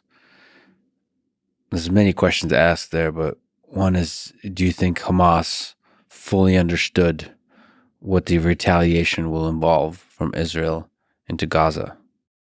They had to understand. I mean, you had, Operation Cast Lead in 2008, 2009. It started, I think, right after Christmas 2008, and it ended right before President Obama took office in January 2009. And the Israelis periodically do what they call mowing the lawn, where they go into Gaza and they pound the Palestinians to remind them that they're not supposed to rise up and cause any problem. So there's no question in my mind that the Hamas forces understood full well that the Israelis would retaliate, and they would retaliate in force, as they have done. Yeah, even the metaphor of mowing the lawn is disturbing to me in many ways. I actually saw Norman Finkelstein, I think, say that, well, then if you use that metaphor, then you could say that Hamas was also mowing the lawn. And it's such a horrific image because the result on either side is just the death of civilians. I mean, let me ask you about the death of civilians. So during the attack, 1,400 Israelis were killed. Over 240 were taken hostage. And then in response, as we sit today, Israel's military response has killed over 10,000 people in Gaza. And given the nature of the demographics, it's a very heavily young population. Over 40% of them are under the age of 18 of those killed. That's, of course, according to Ministry of Health of Palestinian Authority. So what do you think is the long-term effect on the prospect of peace when so many civilians die? I mean, I think it's disastrous. I mean, the only way you're going to get peace here is if you have a two-state solution, where the Palestinians have a sovereign state of their own and there is a sovereign Jewish state. And these two states live side by side. American presidents since Jimmy Carter have understood this full well, and this is why we have pushed very hard for two-state solution. Indeed, many American Jews and many Israelis have pushed for a two-state solution because they think that that is the only way you're going to get peace between the two sides. But what's happened here is that in recent years, the Israelis have lost all interest in a two-state solution. And it's in large part because the political center of gravity in Israel has steadily moved to the right. When I was a young boy, the political center of gravity in Israel was much further to the left than it is today. And it is in it is in a position now, the political center of gravity, where there's hardly any support for a two-state solution. And Netanyahu and the rest of the people in his government were in favor or are in favor of a greater Israel. There's just no question about that. Well, on top of that, you now have had a war where, as you described, huge numbers of civilians have been killed. And you already had bad blood between the Palestinians and the Israelis before this conflict. And you can imagine how people on each side now feel about people on the other side. So even if you didn't have this opposition inside Israel to a two-state solution, how could you possibly get the Israelis now to agree to a two-state solution? I think for the foreseeable future, the animosity inside Israel towards the Palestinians is so great that it is impossible to move the Israelis in that direction. And the Israelis here are the key players, more so than the Palestinians, because it's the Israelis who control Greater Israel. It's the Israelis who you have to convince. Now, I want to be clear here. You also ultimately have to get around the fact that Hamas, right, is not committed to a two-state solution. But I think that problem could be dealt with. It's important to understand that Arafat and the PLO was once adamantly opposed to a two-state solution, but Arafat came around to understand that that was really the only hope for settling this. And he became a proponent of a two-state solution. And that's true of Mahmoud Abbas, who runs the PA in the West Bank. It's not true of Hamas at this point in time. They want a one-state solution. They want a Palestinian state. And of course, the Israelis want a one-state solution too, which is a Jewish state that controls all of Greater Israel. So the question is, can you get some sort of agreement? And I think to get to the nub of your question, given what's just happened, it's almost impossible to imagine that happening anytime soon. The cynical perspective here is that those in power benefit from conflict, while the people on both sides suffer. Is there a degree of truth to that? Or for the people in power to maintain power, conflict needs to continue? No, I don't believe that. I mean, just to take the Netanyahu government or any Israeli government that maintains the occupation, what you want is you want a Palestinian population that submits to Israeli domination of Greater Israel. You don't want resistance. You don't want an intifada. You don't want what happened on October 7th. In fact, I think one of the principal reasons that the Israelis are pounding Gaza and killing huge numbers of civilians, punishing the civilian population in ways that clearly violate the laws of war, is because they want the Palestinians to understand that they are not allowed to rise up and resist the occupation. That's their goal. So I think the Israelis would prefer that the Palestinians roll over and accept submission. In terms of the people who live in Gaza to include the elites and the people who live in the West Bank to include the elites, they would much prefer to move to some sort of situation where the Palestinians have a state of their own. I think in the case of the PA, under Abbas, they would accept a two-state solution. I think what at this point in time Hamas wants is a one-state solution, but they want peace. All of them want peace. The two different sets of leadership in Palestine and the Israelis. So you think Hamas wants peace? Sure, but on its own terms. That's the point. What does peace look like for Hamas? At this point in time, I think peace basically means a greater Israel controlled by Palestine or Palestinians. Okay.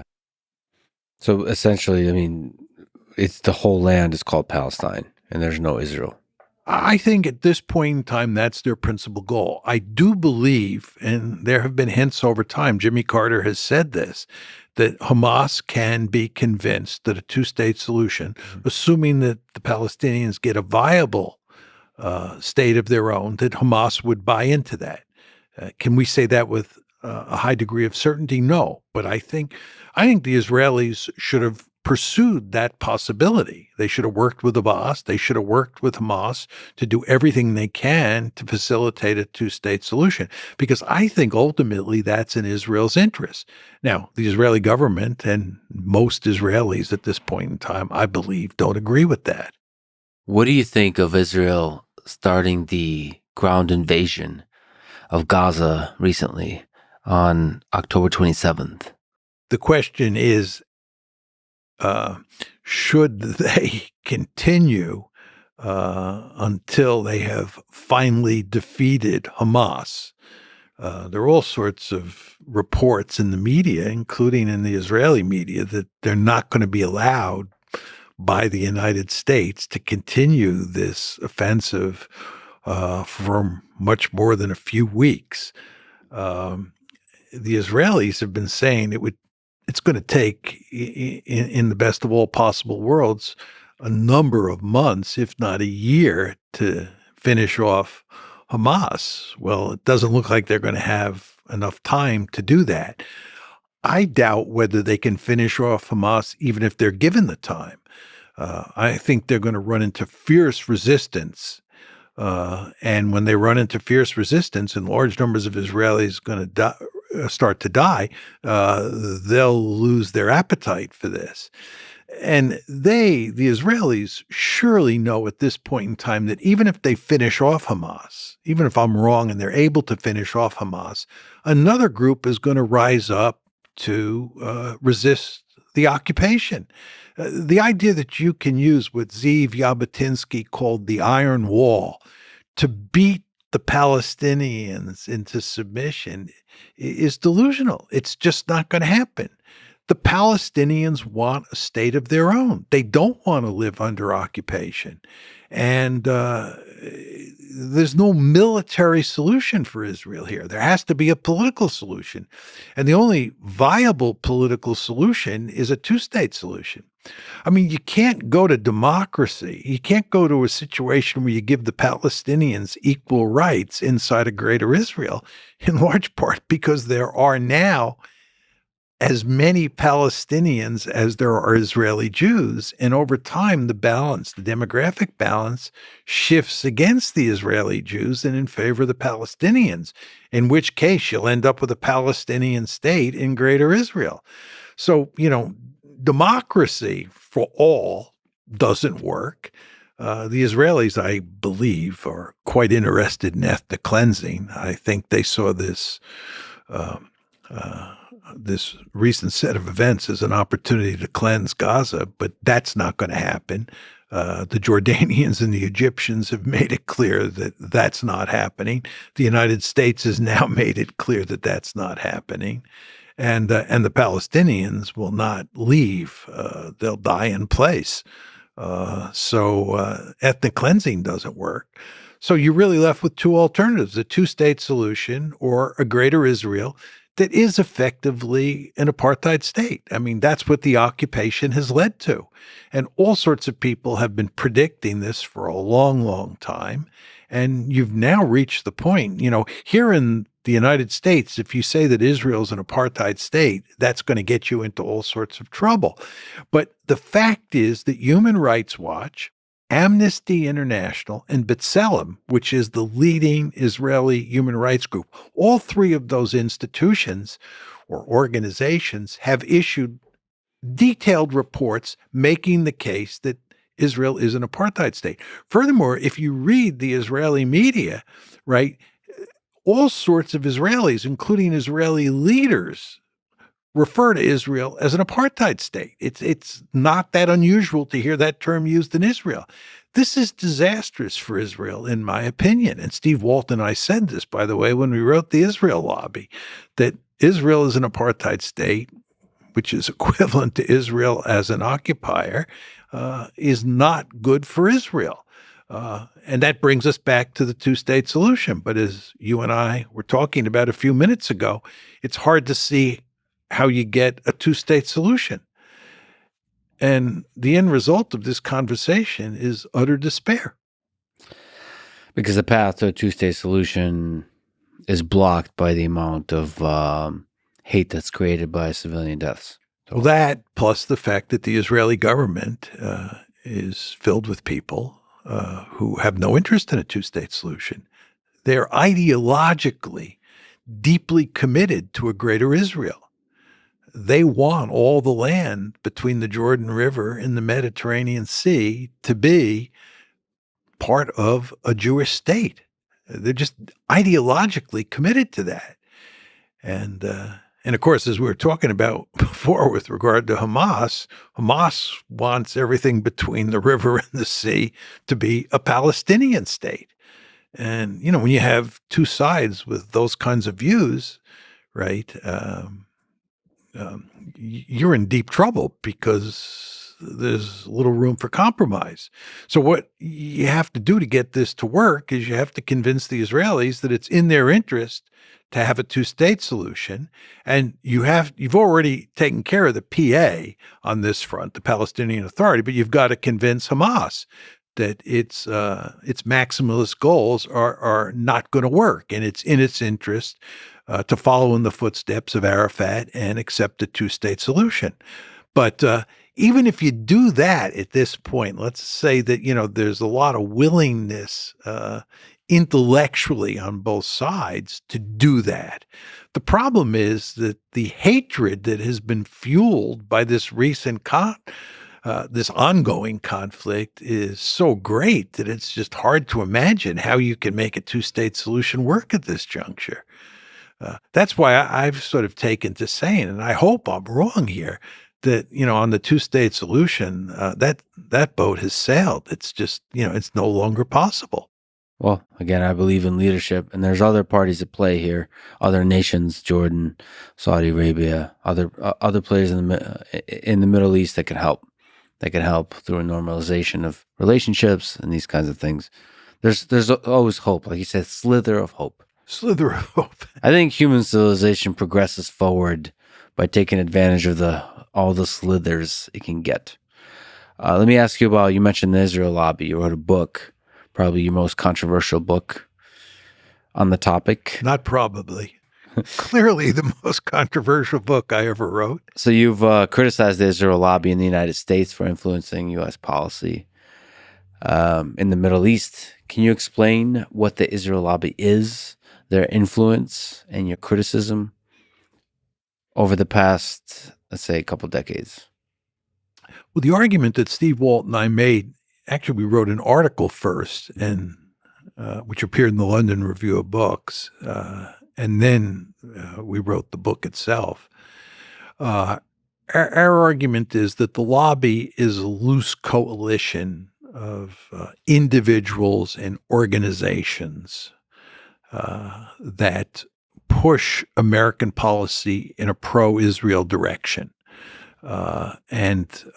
Basically, the lobby is interested in getting getting the United States, and here we're talking mainly about the American government, to support Israel no matter what Israel does. And our argument is that if you look at the relationship between the United States and Israel, it's unprecedented in modern history. This is the closest relationship that you can find between any two countries in recorded history. It's truly amazing the extent to which Israel and the United States are joined at the hip. And we support Israel no matter what, almost all the time. Our argument is that is largely due to the influence of the lobby. The lobby is an extremely powerful interest group. Now, it's very important to understand that the American political system is set up in ways that allow interest groups of all sorts to wield great influence. So in the United States, you have an interest group or a lobby like the National Rifle Association that makes it well nigh impossible to get gun control, right? And so with the Israel lobby, you have this group of individuals and organizations that wield enormous influence on U.S. policy toward the Middle East. And this is not surprising given the nature of the American political system. So our argument is that the lobby is not doing anything that's illegal or illicit or immoral or unethical. It's just a good old-fashioned American interest group. And it just happens to be extremely powerful. And our argument is that this is not good for the United States because no two countries have the same interests all the time. And when our interests conflict with Israel's interests, we should be able to do what we think is in our national interest, in America's national interest. But the lobby tends to conflate America's national interests with Israel's national interests and wants the United States to support Israel no matter what. We also argue, and I cannot emphasize this enough given what's going on in the world today, that the lobby's effects, the lobby has not been pushing policies that are in Israel's interest. So our argument is that the lobby pushes policies that are not in America's interest or not in Israel's interest. Now you're saying to yourself, what exactly does he mean by that? What every president since Jimmy Carter has tried to do, as I said before, is to foster a two-state solution, to push Israel, which is the dominant player in Greater Israel, push Israel to accept the two-state solution. And we have run into huge resistance from the lobby whenever we tried to, let's be blunt about it, coerce Israel, right? In a perfect world where there was no lobby and an American president was free to put pressure on Israel, to coerce Israel, I believe we would have gone a long way towards getting two-state solution. And I believe this would have been in Israel's interests. But we couldn't get a two-state solution because it was almost impossible to put meaningful pressure on Israel because of the lobby. So this was not in Israel's interest, and it was not in America's interest. And that was the argument that we made. And we, of course, got huge pushback for making that argument. What's the underlying motivation of the lobby? Is it religious in nature? Is it similar to the way war hawks are sort of militaristic in nature? Is it nationalistic in nature? What's if you were to describe this loose coalition of people, what would you say is their motivation? Well, first of all, I think you have to distinguish between Jews and Christians. You want to remember that there are a huge number of Christian Zionists who are deeply committed to Israel no matter what, right? And then there are a large number of Jews. The Jews are obviously the most important of those two groups in the Israel lobby. But, one of the arguments that we made in the book is that you should not call it the Jewish lobby because it's not populated just by Jews, and Christian Zionists are an important part of that lobby. But furthermore, there are a good number of Jews who are opposed to the lobby and the policies that the lobby purveys. And there are a number of Jews who are prominent anti-Zionists, right? So, and they're obviously not in the lobby. Or if you take a group like Jewish Voice for Peace, right? Jewish Voice for Peace is not in the lobby. So it's wrong to call it a Jewish lobby. But with regard to the American Jews who are in that lobby, I think that really this is all about nationalism. It's not so much religion. Many of those Jews who are influential in the lobby are not religious in any meaningful sense of that term, but they self-identify as Jewish in the sense that they feel they're part of a Jewish nation. And that in addition to being an American, right, they are part of this tribe, this nation called Jews, and that they have a responsibility to push the United States in ways that support the Jewish state. So I think that's what drives most, if not almost all, the Jews. This is not to say there's not a religious dimension for some of them, but I think that the main connection is much more tribal in nature. So I had a conversation with Benjamin Netanyahu, and he said fundamentally, if you're anti-Zionist, you're anti-Semitic. So the Zionist project is tied at the hip to the Jewish project. What do you have to say to that? Look, you can define anti-Semitism any way you want, right? And you can define anti-Semitism to incorporate anti-Zionism. And I think we have reached the point where anti-Semitism is identified today, not just with anti-Zionism, but with criticism of Israel. If you criticize Israel, some people will say, you're an anti-Semite.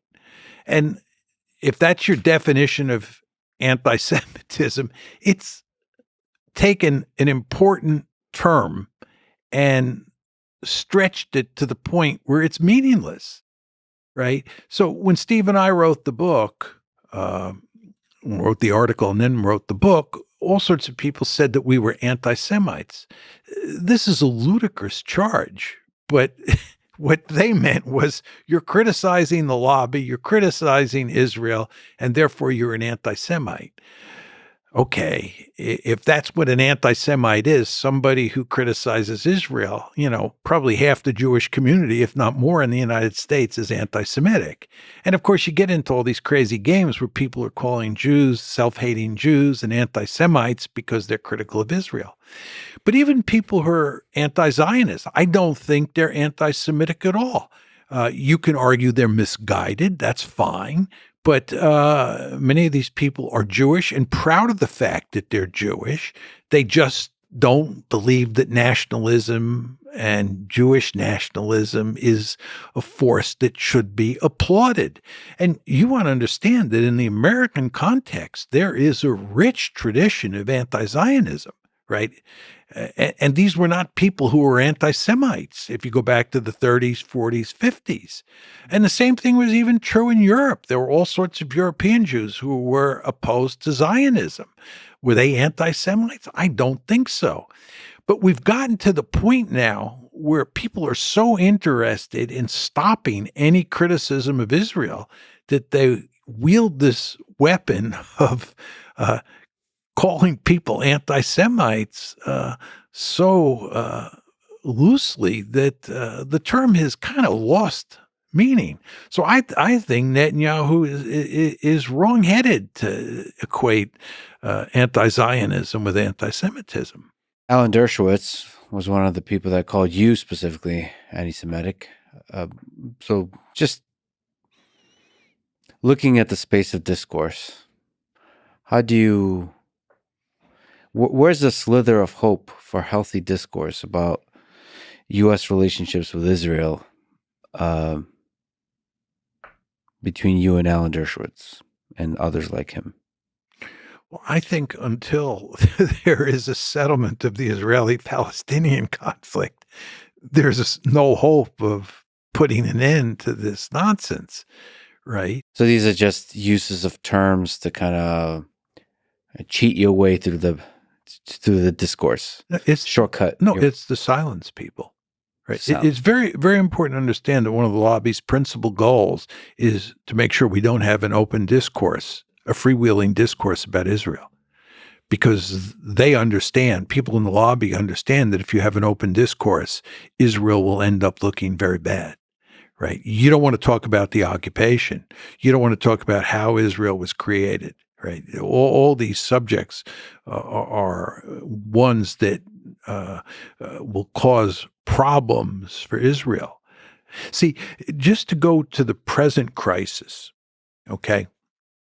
When you have a disaster, and what happened on October 7th is a disaster, one of the first things that happens is that people begin to ask the question, how did this happen? Right? What's the root cause of this problem? This is a disaster. We have to understand what caused it so that we can work to make sure it doesn't happen again. So we can work to shut it down and then make sure it doesn't happen again. Mm-hmm. But once you start talking about the root causes, right, you end up talking about how Israel was created, right? And that means telling a story that is not pretty about how the Zionists conquered Palestine. And number two, it means talking about the occupation, right? It's not like Hamas attacked on October 7th because there were just a bunch of anti-Semites who hated Jews and wanted to kill Jews. This is not, Nazi Germany, right? This is directly related to the occupation and to what was going on inside of Gaza. And it's not in Israel's interest or the lobby's interest to have an open discourse about what the Israelis have been doing to the Palestinians since, I would say, roughly 1903, when the second Aliyah came to Israel, or came to what was then Palestine, right? We want to talk about that. And we don't want to talk about, from the lobby's point of view, the influence that the lobby has, right? It's better from the lobby's point of view if most Americans think that American support of Israel is just done for all the right moral and strategic reasons, not because of the lobby. And when John Mearsheimer and Steve Walt come along and say, you have to understand that this special relationship is due in large part to the lobby's influence, that is not an argument that people in the lobby want to hear. So the point is, you have to go to great lengths for all these reasons. You have to go to great lengths to silence people like me and Steve Walt.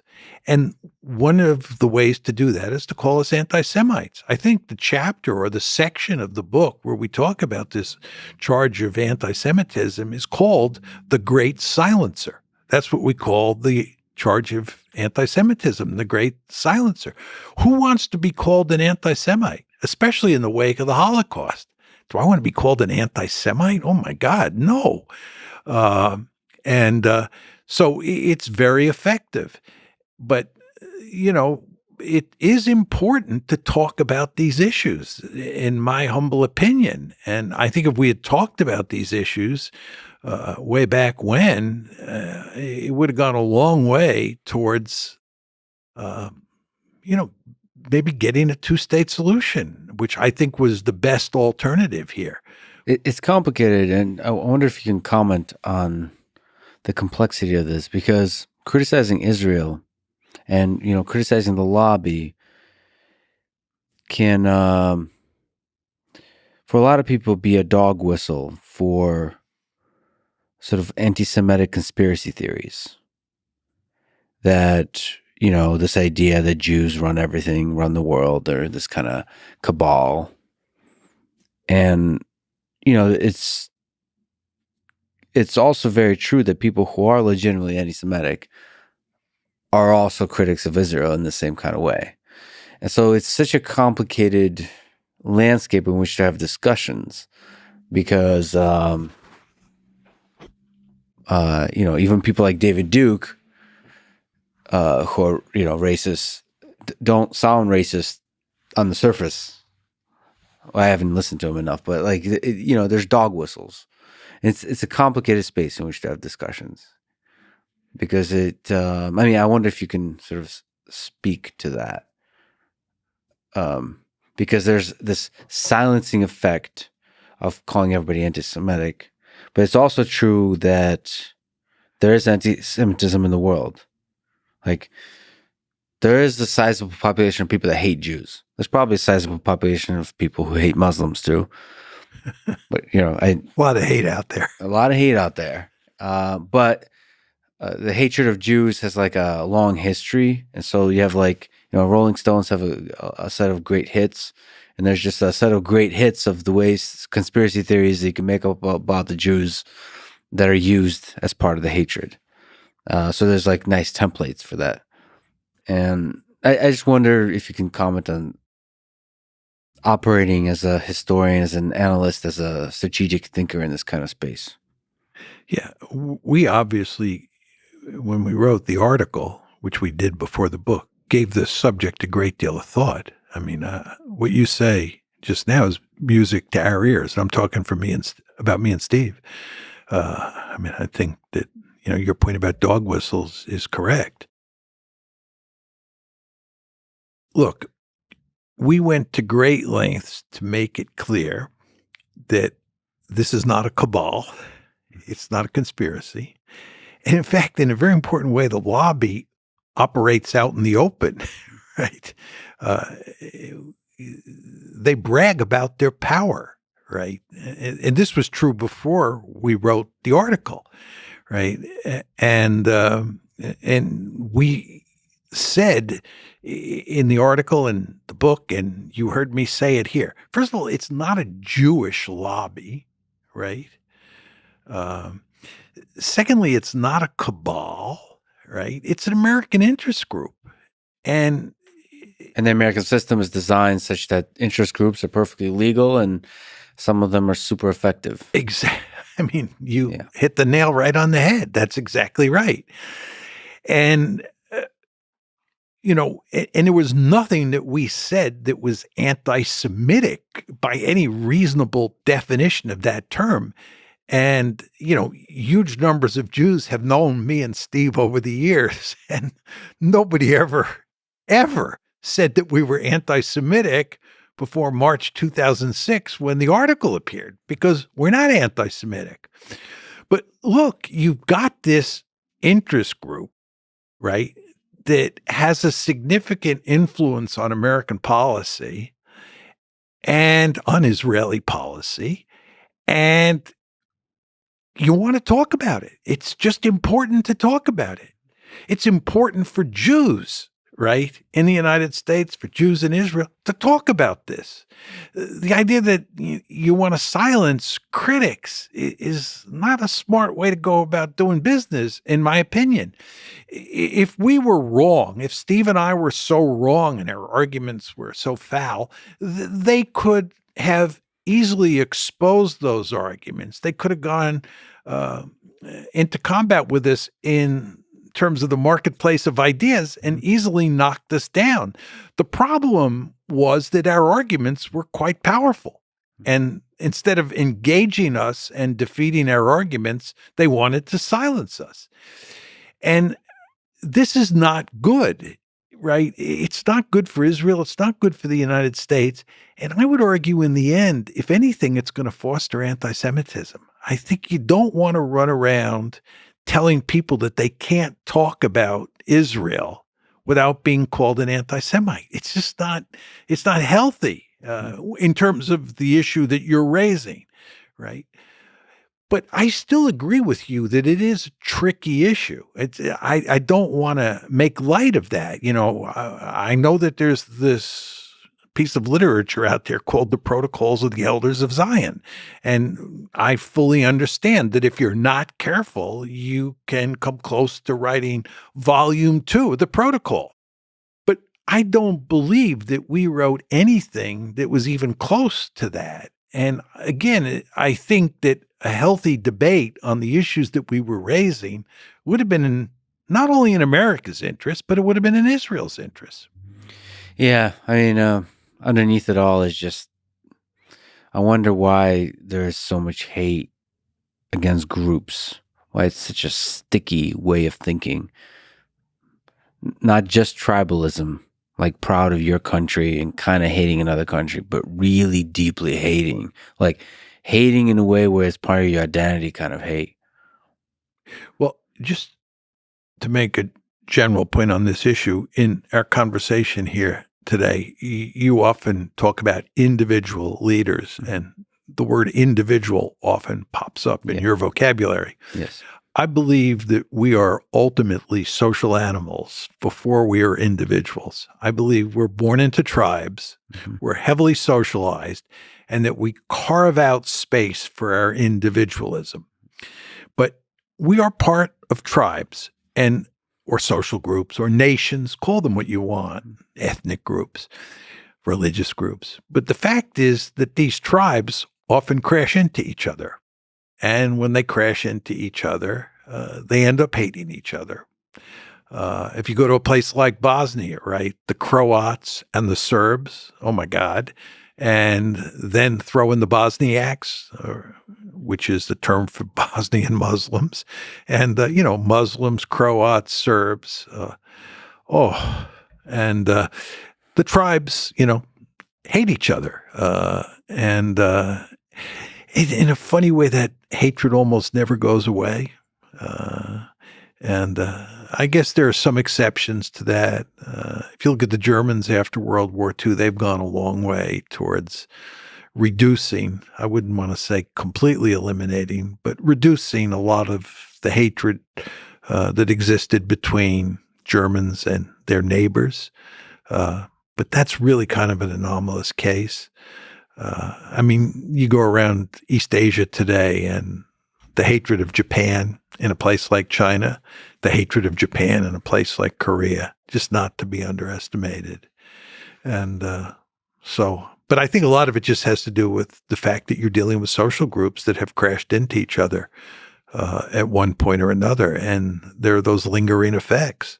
And by the way, this gets back to our discussion a few minutes ago about trying to get a two-state solution between the Palestinians and the Israeli Jews now that you have had this horrible war, which is ongoing. It's interesting to go back to World War II. Now, you said you studied Nazi Germany in the 30s from a perspective of maybe offensive realism. But just to look at the Holocaust, it's sometimes popular in public discourse today to compare certain things to the Holocaust. People have compared the Hamas attack on Israel to the Holocaust, saying things like it's the biggest attack on Jews since the Holocaust, which kind of implies that there's a comparison. People have made that same comparison in the other direction. What do you make of this comparison? Is it comparable? Is the use of the Holocaust have any accuracy in comparisons of modern day international politics? Is it possible that you could have another genocide? Yes. And I would argue that what you had in Rwanda was a genocide, right? The Holocaust is not the only genocide. I believe the word genocide is used too loosely today. And as you know, lots of people, and I mean lots of people who are pro-Palestinian, accuse the Israelis of engaging in genocide in Gaza. I think what the Israelis are doing in Gaza represents a massacre. I would use that term, given the number of civilians that they've killed and the fact that they've been indiscriminate in terms of how they've been bombing Gaza. But I would not use the word genocide. For me, a genocide is where one side attempts to eliminate another group from the planet. I think that what happened with the Holocaust was clearly a genocide, and that the Germans were bent on destroying all of European Jewry. And if they could have gotten their hands on Jews outside of Europe, they would have murdered them as well. That's a genocide. And I think with the Hutus and the Tutsis, you had a similar situation. I think with the Turks and the Armenians during World War I, that was a genocide. But I have a rather narrow definition of what a genocide is, and I don't think there are many cases that qualify as a genocide. The Holocaust certainly does, okay? Now, what Hamas did doesn't even come close to what happened to European Jewry between, let's say, 1939 and 1945, although I date the start of the Holocaust to 1941 if we were, looking at it closely. But let's just say 1939 when they invade Poland. From 1939 to 1945, what Hamas did pales in comparison. It's hard to believe anybody would make that argument, right? Yes, a lot of Jews died, but hardly any compared to the number that died, at the hands of the Germans. I mean, it just no parallel at all. And furthermore, Hamas was in no position to kill all of the Jews in the Middle East. Just not going to happen. Yeah, but there's also levels of things, using Germans using human skin for lamps. There's just levels of evil in this world. Yes, but you don't see that that's not what Hamas is doing. No. I mean, I want to be very clear here. I am not justifying Hamas's killing of civilians, okay? Not for 1 second. But I'm just saying, and by the way, just to go to the Israelis, And what they're doing in Gaza, right, as I said to you before, I do believe that is a massacre, and I believe that's to be condemned, the killing of civilians. This is not legitimate collateral damage. They're directly punishing the population. But I would not call that a genocide, right? And I would not compare that to the Holocaust for 1 second. I just want to be very clear on that. Do you think if Israel could, they would avoid the death of any civilians? So you're saying there's some degree of punishment, of collective They're anger. purposely killing civilians. This is the Iron Wall. They're trying to beat the Palestinians into submission, right? There's no way you kill this many civilians if you're trying to precisely take out Hamas fighters. And by the way, the Israeli spokesman, the IDF spokesman, has explicitly said that we are not pursuing precision bombing and that what we are doing is trying to, maximize the amount of destruction and damage that we can inflict on the Palestinians. And I think this is a major mistake on the part of Israel. First of all, it ends up being a moral stain on your reputation, number one. And number two, it doesn't work. It doesn't work. The Palestinians are not going to roll over and submit to Israeli domination of their life. So, the whole concept of the Iron Wall, Jabotinsky's term, was misguided. And by the way, if you look at what the Israelis are doing, they're trying to do two things. One is the Iron Wall. And that's where you punish the civilian population in Gaza and get them to submit. The other thing that they're trying to do is get Hamas. They want to destroy Hamas. And the belief there is that if they destroy Hamas, they've solved the problem. But as many Israelis know, including people on the hard right, even if you destroy Hamas, they are going to be replaced by another group, another resistance group. And that resistance group will employ terror.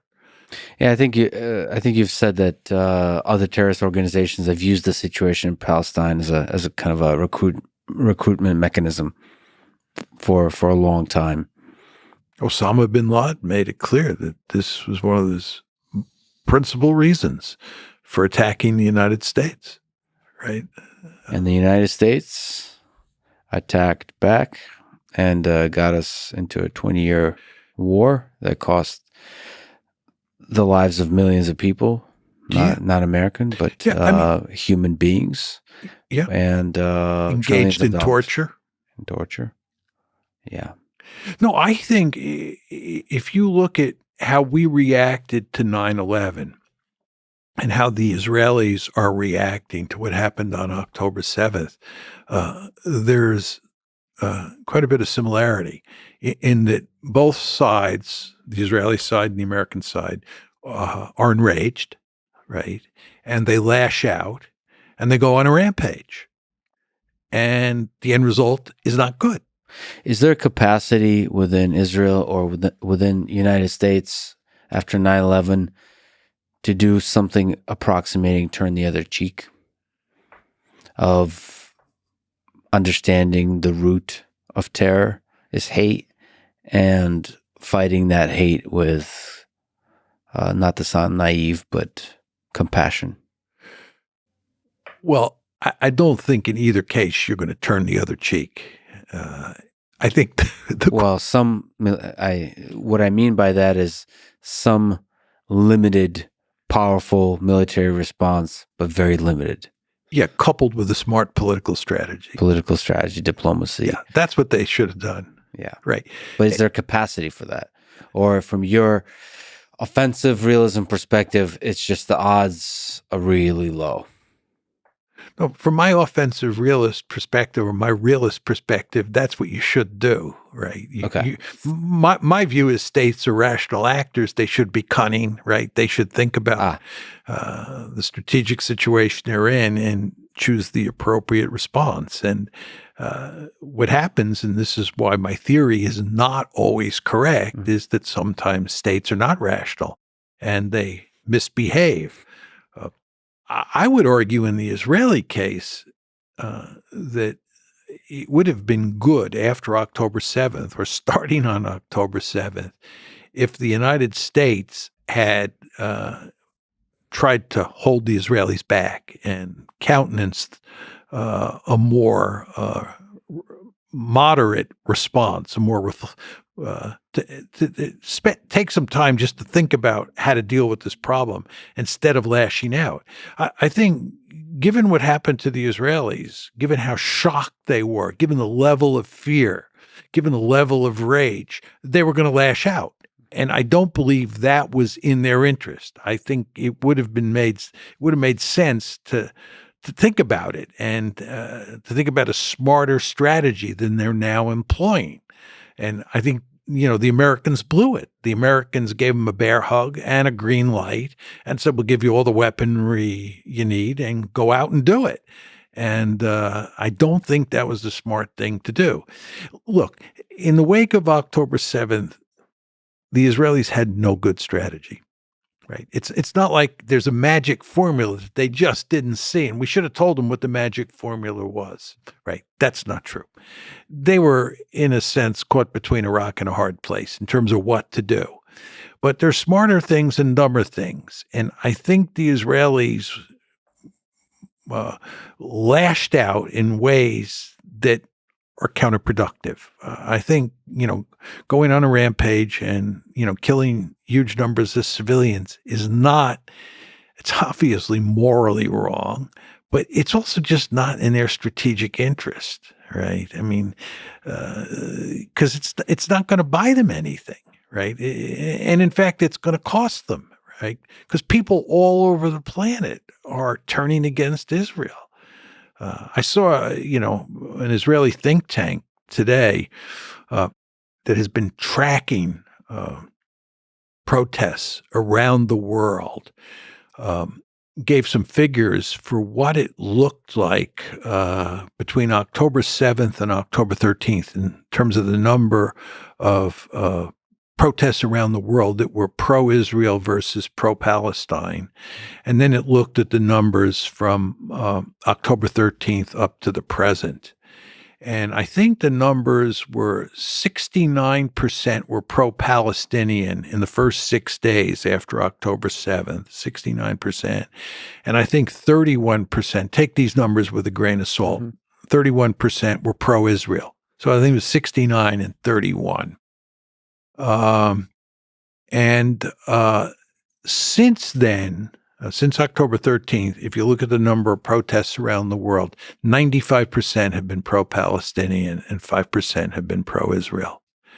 And what this tells you is that public opinion around the world has shifted against Israel. And if you look at some of the demonstrations in places like London and Washington, D.C., it's truly amazing the number of people who are coming out in support of the Palestinians. And all of this, again, is just to support my point that it was just not smart for Israel to launch this bombing campaign, right? You can make an argument for going after Hamas and doing it in a surgical way or as surgical a way as possible. But that's not what they did. And again, my point to you is I think that this punishment campaign is not going to work strategically. In other words, they're not going to beat the Palestinians into submission. They're not going to finish off Hamas. And at the same time, by pursuing this strategy, they're doing huge damage to their reputation around the world. Well, I just, in the wake of October 7th,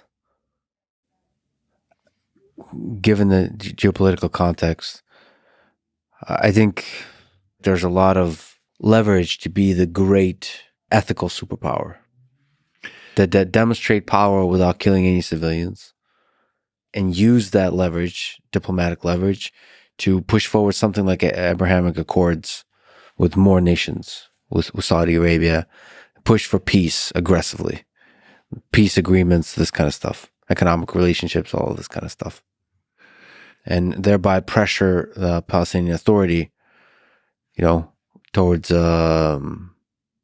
perhaps a two-state solution. No, but I think what you're missing here, just in the Israeli case, is that the Israeli government is not interested in a two-state solution. And you want to remember that Benjamin Netanyahu, who looks very hawkish when you look at him in isolation, doesn't look so hawkish when you look at him compared to the rest of the people in his cabinet, right? He almost looks like a moderate. He's got a lot of people who are way out to the right of him. And these people, and this, of course, includes Netanyahu, are not interested in a two-state solution. So the question you have to ask yourself is, if you're Benjamin Netanyahu and it's October 7th, late in the day, what do? You're not thinking about a two-state solution. You're thinking about an occupation that's not going to end. And the question is, how do you deal with the Palestinians, given what's just happened? Well, there's people in the cabinet, and then there's history. And history remembers great leaders. And so Benjamin Netanyahu can look in the streets of Israel and see the protests and think of how history will remember him. And I think a two-state solution is on the table for a great leader. Well, it was there. Was he the person who was going to take advantage of it? I don't think so, but well, he's a student of history. See. Well, at this point, we'll see. It's at this point, it's very difficult. Like you said, 95% now, or whatever the number is, of protests. I think the window in which Israel has the ears of the world, it can do the big ethical peace action towards peace is, I think, has closed. Or maybe there's still a slither, but it's just the slippery slope of hate has taken off. It's quite depressing to watch what's going on. I agree 100%. Unequivocally depressing. But, of course, as you talk about the role of the U.S. involvement is of critical importance here for the United States. And the argument you make is that we should not be involved in Ukraine, at least to the degree we are, we being the United States, and we should not be involved in Israel to the degree we are, because it's stretching us too thin when the big geopolitical contender in the 21st century with the United States is China. Is that a correct summary? Yeah, I think just on Ukraine, we should not have pushed Ukraine to join NATO. Sure. And once the war started, we should have worked overtime to shut it down immediately. Yeah. March. Yeah. March, right. And you remember, by the way, not to go back to Ukraine in great detail, in the early fall of 2022, the war starts February 2022. There's March 2022, which we've talked about, which is the negotiations. In the fall of 2022, I think it was in September, the Ukrainians had won two major tactical victories, one in Kherson and the other in Kharkiv. Mm-hmm. And at that point in time, General Milley, who was the chairman of the Joint Chiefs of Staff, said, now is the time to negotiate, because this is the high water mark for the Ukrainians. Yeah. Milley understood that things were only going to get worse. And the White House shut Milley down and said, we're not negotiating. So we have blown a number of opportunities here to head this problem off at the pass. But that's my view there. And with regard to the Israelis, my only point about Israel is that it would be better for Israel and better for the United States if we, the United States, the United States was in a position to put pressure on Israel from time to time. As Steve and I say in the book, we should be able to treat Israel like a normal country, right? The fact is that countries sometimes do stupid things. Mm-hmm. This includes the United States and Israel. And if Israel is pursuing a policy that we think is unwise, we should be in a position where we could put pressure on Israel. Yeah. That's our argument, right? But anyway, we goofed both with regard to Ukraine and with regard to the Middle East. And we're now up to our eyeballs in alligators in both of those regions. And as you described my view, this is not good, because the area of the most strategic importance for the United States today is East Asia, and that's because China is there, and China is the most serious threat the United States faces. Do you think there will be a war with China in the 21st century? I don't know. My argument is there is right now, a serious security competition. And at the same time, there is a real possibility of war. Whether or not we avoid it is very hard to say. We did during the Cold War. We had a serious security competition from roughly 1947 to 1989, and we thankfully avoided war. Probably came the closest in 1962 with the Cuban Missile Crisis, but we avoided it, and I think we can avoid it here. Is it for sure? No. You've said that China won't move on Taiwan militarily, in part because it's, as you said, amphibious operations are difficult. Why will China not move on Taiwan, is in your sense, in the near future? Well, it's because there's this body of water called the Taiwan Strait, which is a big body of water, and getting across water is very difficult unless you can walk on water. So geography still has a role to play in the 21st century? Oh, yeah. I think geography is very important. Big bodies of water really matter. Yeah. In an ideal world, you'd like to have the Pacific Ocean between you and any potential adversary, 6,000 miles. Yes. 6,000 miles of water, hard to get across. Yeah. If you're a country and I'm a country and there's land between us, I can take my panzer divisions and I can go right across the land and get into your country or attack your country. And you, of course, can take your panzer divisions and come across that same piece of land. But if there's a big body of water between us, your panzer divisions can't go across the water. And then the question is, how do you get them across the water? And that's very tricky. And in a world where you have lots of submarines and you have lots of aircraft and you have missiles that are land-based that can hit those surface ships, it is very, very hard to attack across a body of water. And all you have to do is think about Normandy, the American invasion of Normandy, June 6, 1944, coming in on Omaha Beach, right? Oh boy, that was really difficult. But there is a growing asymmetry of military power there, that even though it's difficult. That is correct. So I guess that is correct. So I recently had a conversation with Elon Musk, and he says that China is quite serious about the one China policy, and it seems inevitable that Taiwan will have to be, if you look at this pragmatically, in the 21st century, it seems inevitable that Taiwan will have to be a part of China. And so we can get there either diplomatically or militarily. What do you think about the inevitability of that kind of idea? When a nation says this is a top priority for us, what do you think about them meaning it? And what do we do about that? There's no question it's a top priority for them, and there's no question they mean it.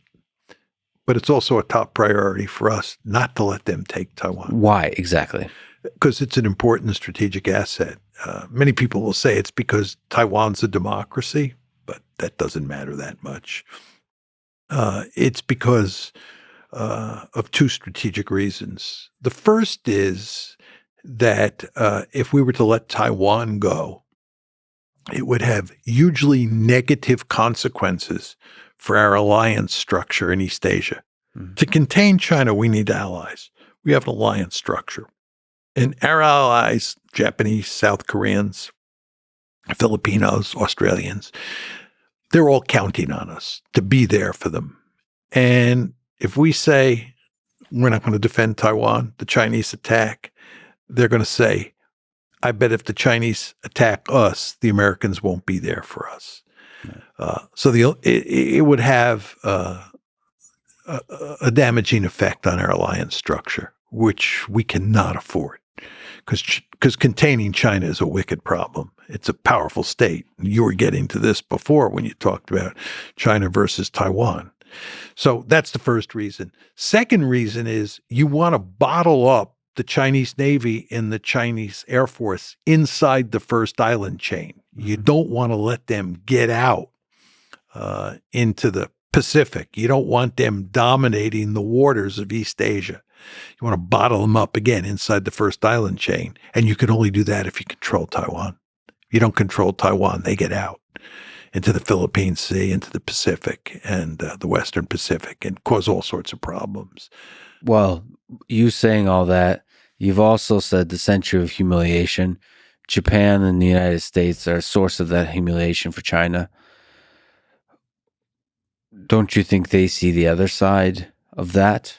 Absolutely. And in the interest of avoiding a world war, I guess the question is, how do we avoid a world war?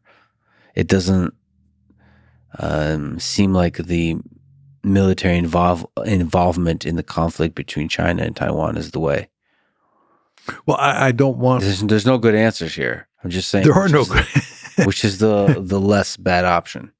Well, what you want to do is you want to make sure that you deter China from invading Taiwan. You want to avoid a war. You and I are in complete agreement on that. We don't want a war, but we want to contain China. We do not want to let China dominate Asia. That's what the Americans are principally concerned with here. And it's what China's neighbors are principally concerned with. And this includes the Japanese, the South Koreans, the Filipinos, Australians, and the Taiwanese. They don't want, and we don't want China to dominate the region. So we have to contain it. But at the same time, and this should be music to your ears, we not only want to contain it, we want to make sure we don't end up in a shooting match with the Chinese, because this could be disastrous. So you have to have a very smart policy. You have to build powerful military forces, and you have to make sure you don't do anything that's provocative. On Taiwan, for example, the last thing you want is for the Taiwanese government to declare its independence, because the Chinese have said, if Taiwan does that, we'll go to war. And of course, we don't want that. So my view is you want to smartly build up your military forces, and you want to do everything you can to contain China. And at the same time, not be provocative. So a big component of that is making sure your military, the U.S. military, is bigger than the Chinese military? Not necessarily. It's an interesting question. A lot of people think that to make deterrence work, right, you have to be able to beat the Chinese, and therefore you need a much bigger military. And I don't think over time that's possible, right? I think it's probably not even possible now to beat the Chinese in a war over Taiwan or in a war in the South China Sea. I think what you want to do is make it clear to the Chinese either that there will be no winner. In other words, you don't have to win, but you want to make sure they don't win. Okay, it's a lose-lose proposition if they go to war over Taiwan or what have you. And if you can't do that, right, you think that they're so powerful that they're ultimately going to win, you want to convince them that victory would be a Pyrrhic victory. In other words, they would pay a god-awful price to win the war. You follow what I'm saying? So, excuse me, the best strategy for deterrence is you win. China loses. Second best strategy is a stalemate. Nobody wins. Third best strategy is they win, but they pay a god-awful price. And the fourth possibility, which you don't want, is they win quickly and decisively, right? If that's the case, then you don't have much deterrence. What does a world with China as the sole dominant superpower look like? I mean, a little bit underlying our discussion is this kind of idea that U.S. is the good guys and China is the bad guys. First of all, dividing the world into good guys and bad guys seems to somehow miss the nuance of this whole human civilization project we're undertaking. But what does the world look like where China is the dominant sole superpower in a unipolar world? Well, I don't tend to think of the world in terms of good guys and bad guys. As a good realist, I think that, states are states. Mhm. They're all black boxes. I don't discriminate between democracies and autocracies. Mhm. But having said that, I am an American. Right. And as an American, I'm interested in the security of my country, the survival of my country. So I want the United States to be the most powerful state in the world, which means I want the United States to dominate the Western Hemisphere. I want us to be a regional hegemon, and I want to make sure that China does not dominate Asia the way we dominate the Western Hemisphere. It's not because I think we're the good guys and they're the bad guys. If I were Chinese and I were in Beijing and I were Xi Jinping's national security advisor, I'd tell him what we got to do is make sure we dominate the world or dominate our region and then do everything we can to undermine America's position in the Western Hemisphere, right? That'd be my view. Hmm. So I guess you could say I do view the world in terms of good guys and bad guys because I'm an American, and More like us and them versus yeah, them. it's us and them. That's a nice way to put it. Yeah, it's us versus them. Not so much good guys versus bad guys. Is it possible to have a stable, peaceful world with a good balance of power, with where it's China and U.S. as superpowers? It's a bipolar world, no longer unipolar. Yeah. Okay. So you're hypothesizing a world where they dominate Asia, Yeah, and we dominate the Western Hemisphere. Yep. I believe there would be a great deal of security competition, intense security competition between those two superpowers. The definition of intense matters here. So it could be small military conflicts, or it could be extremely large, unstable military conflicts. Right? Well, conflict, let's use the word war. Okay. So I distinguish between security competition and war. And what I'm telling you is you'll have an intense security competition where there's no shooting. Or if there's shooting, it's mainly proxies that are doing the fighting. Got it. Much like the Vietnam War, right? Or you could have a case where one of those superpowers was involved in a war against a proxy of the other superpower. Mm-hmm. Korean War, think the Korean War. Mm-hmm. The United States fought the Chinese who were allied with the Soviets at the time. Mm-hmm. But a war between the United States and China, just like a war between the United States and the Soviet Union during the Cold War, that's what you really want to avoid. So I think you'd have an intense security competition, right? You'd have wars involving proxies of each of those two superpowers. And you would probably have some wars where one of the superpowers was involved in a proxy, right, with the other one of the other superpowers' proxies. So it seems likely then, if that's the case, then it would be Taiwan as the proxy and U.S. fighting China through the proxy of Taiwan. Well, that would assume the United States. But you want to remember, you're hypothesizing a situation where China dominates Asia. Oh, it already has dominated. Yeah, it's already dominated Taiwan. I see. Well, but where do you find the proxies? Well, Australia? The Middle East could be a good case. Oh, wow. Right. Oh, Persian Gulf. Right. Oh, boy. And then our discussion of Israel becomes even more dramatically.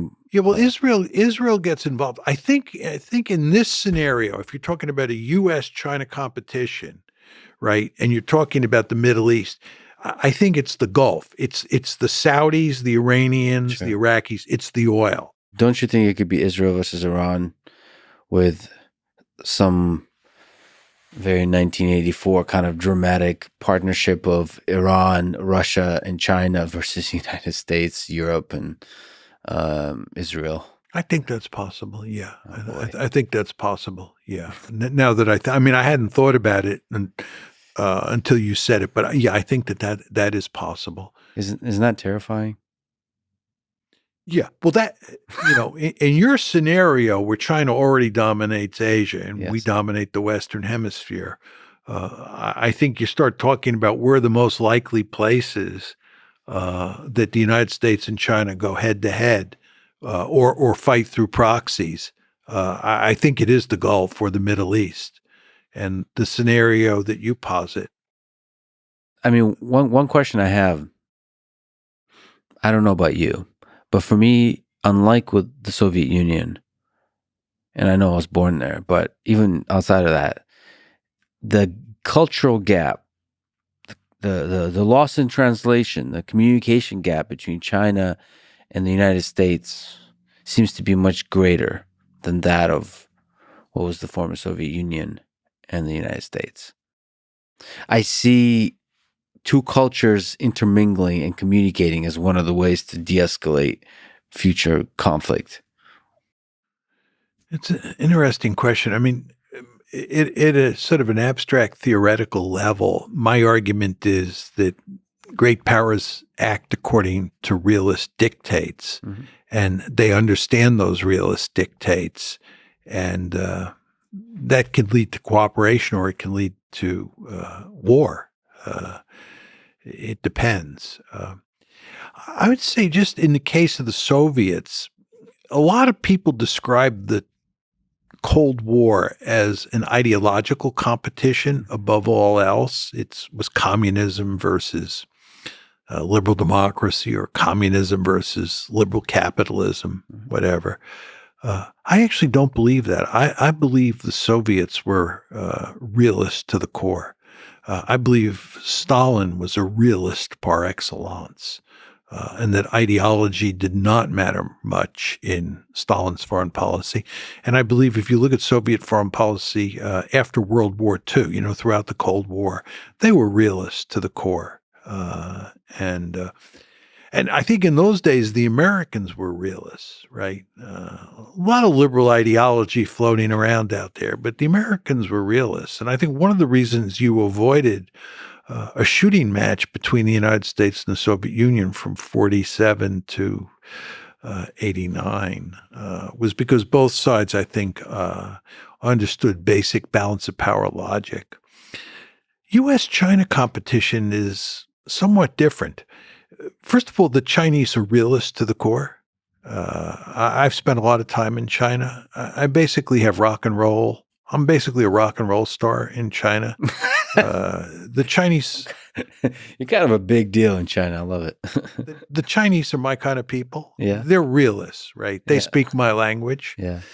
It's the United States that is not very realist. Yeah. American leaders have a very powerful liberal bent and tend not to see the world in realist terms. I believe, by the way, just going back to our discussion of NATO expansion, I think our inability to understand that NATO expansion was anathema to the Russians was due in large part to the fact that we just, during the unipolar moment, didn't think of international politics from a realist perspective and didn't respect anyone who thought about international politics from a realist perspective.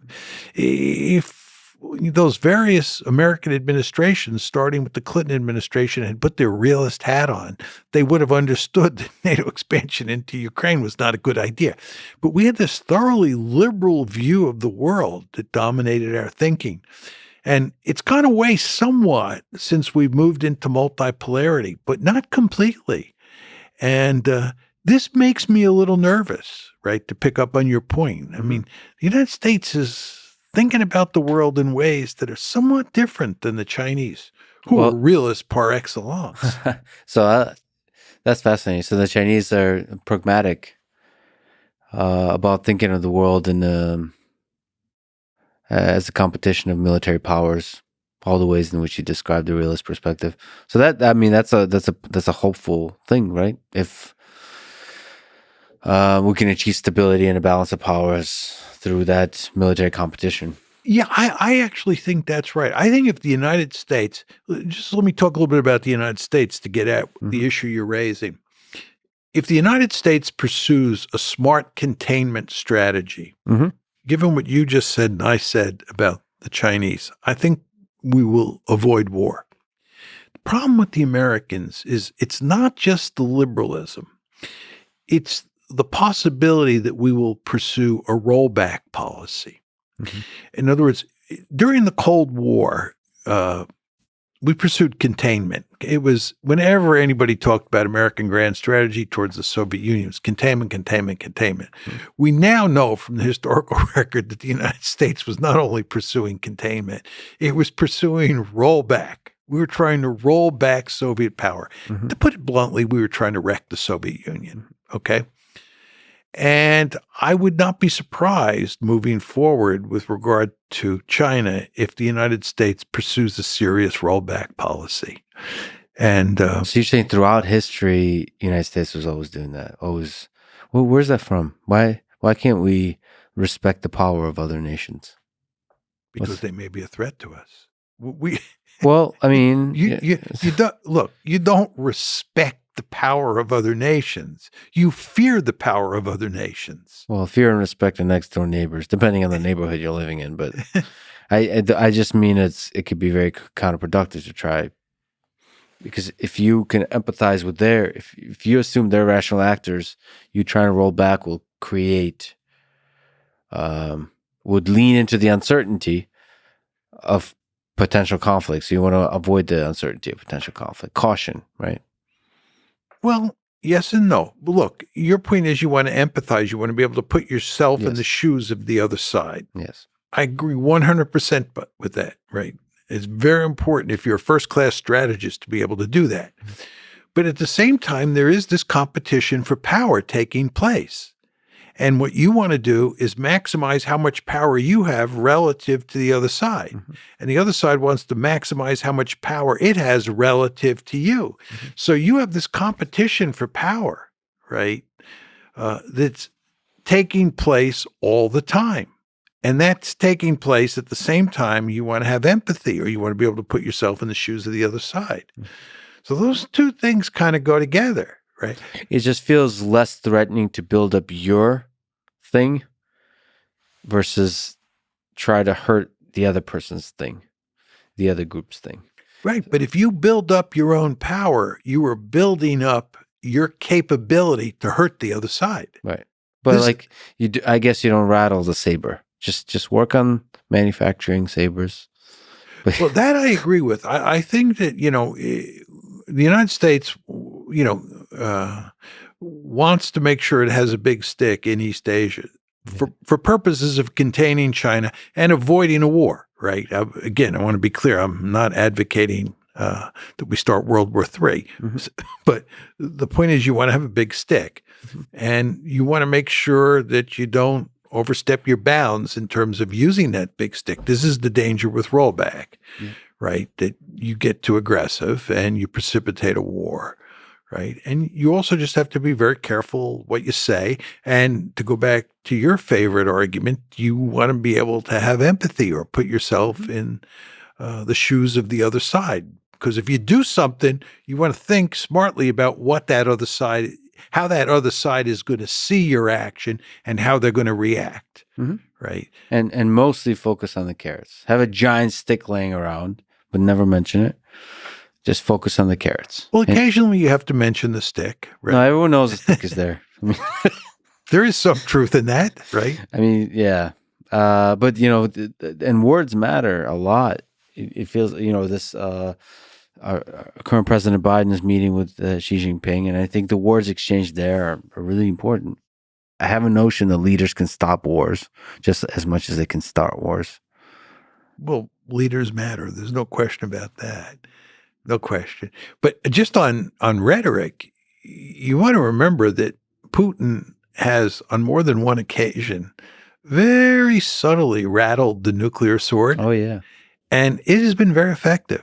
Yeah. Because Joe Biden has paid attention, and Joe Biden wants to make sure we don't end up in a thermonuclear war. And mm-hmm. thank goodness he's thinking that way. So all Putin has to do is mention the possibility of nuclear war. Just to go back to Taiwan, switch areas of the world. If you're interested in containing China and you're interested in deterrence, and let's go back to those various scenarios where the Chinese win, we win, Chinese win, but they do it at great cost.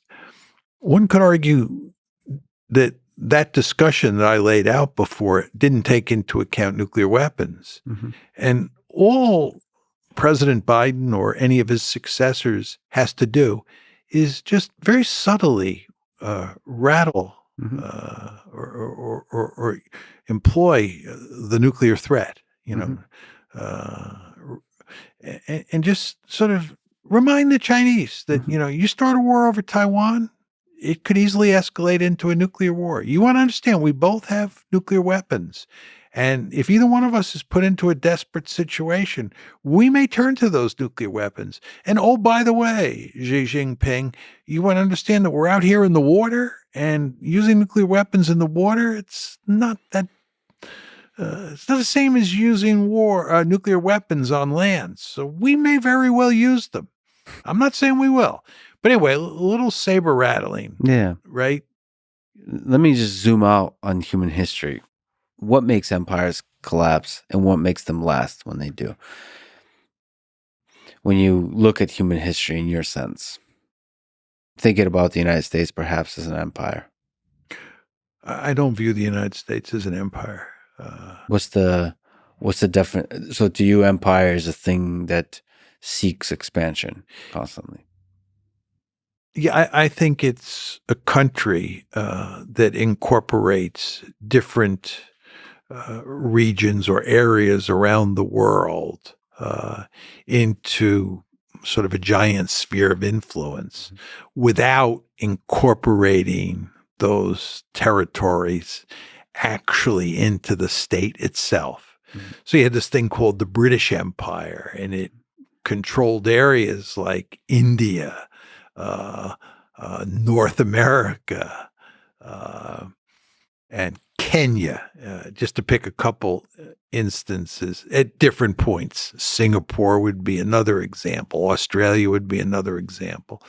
So these were all entities that were part of the British Empire, right?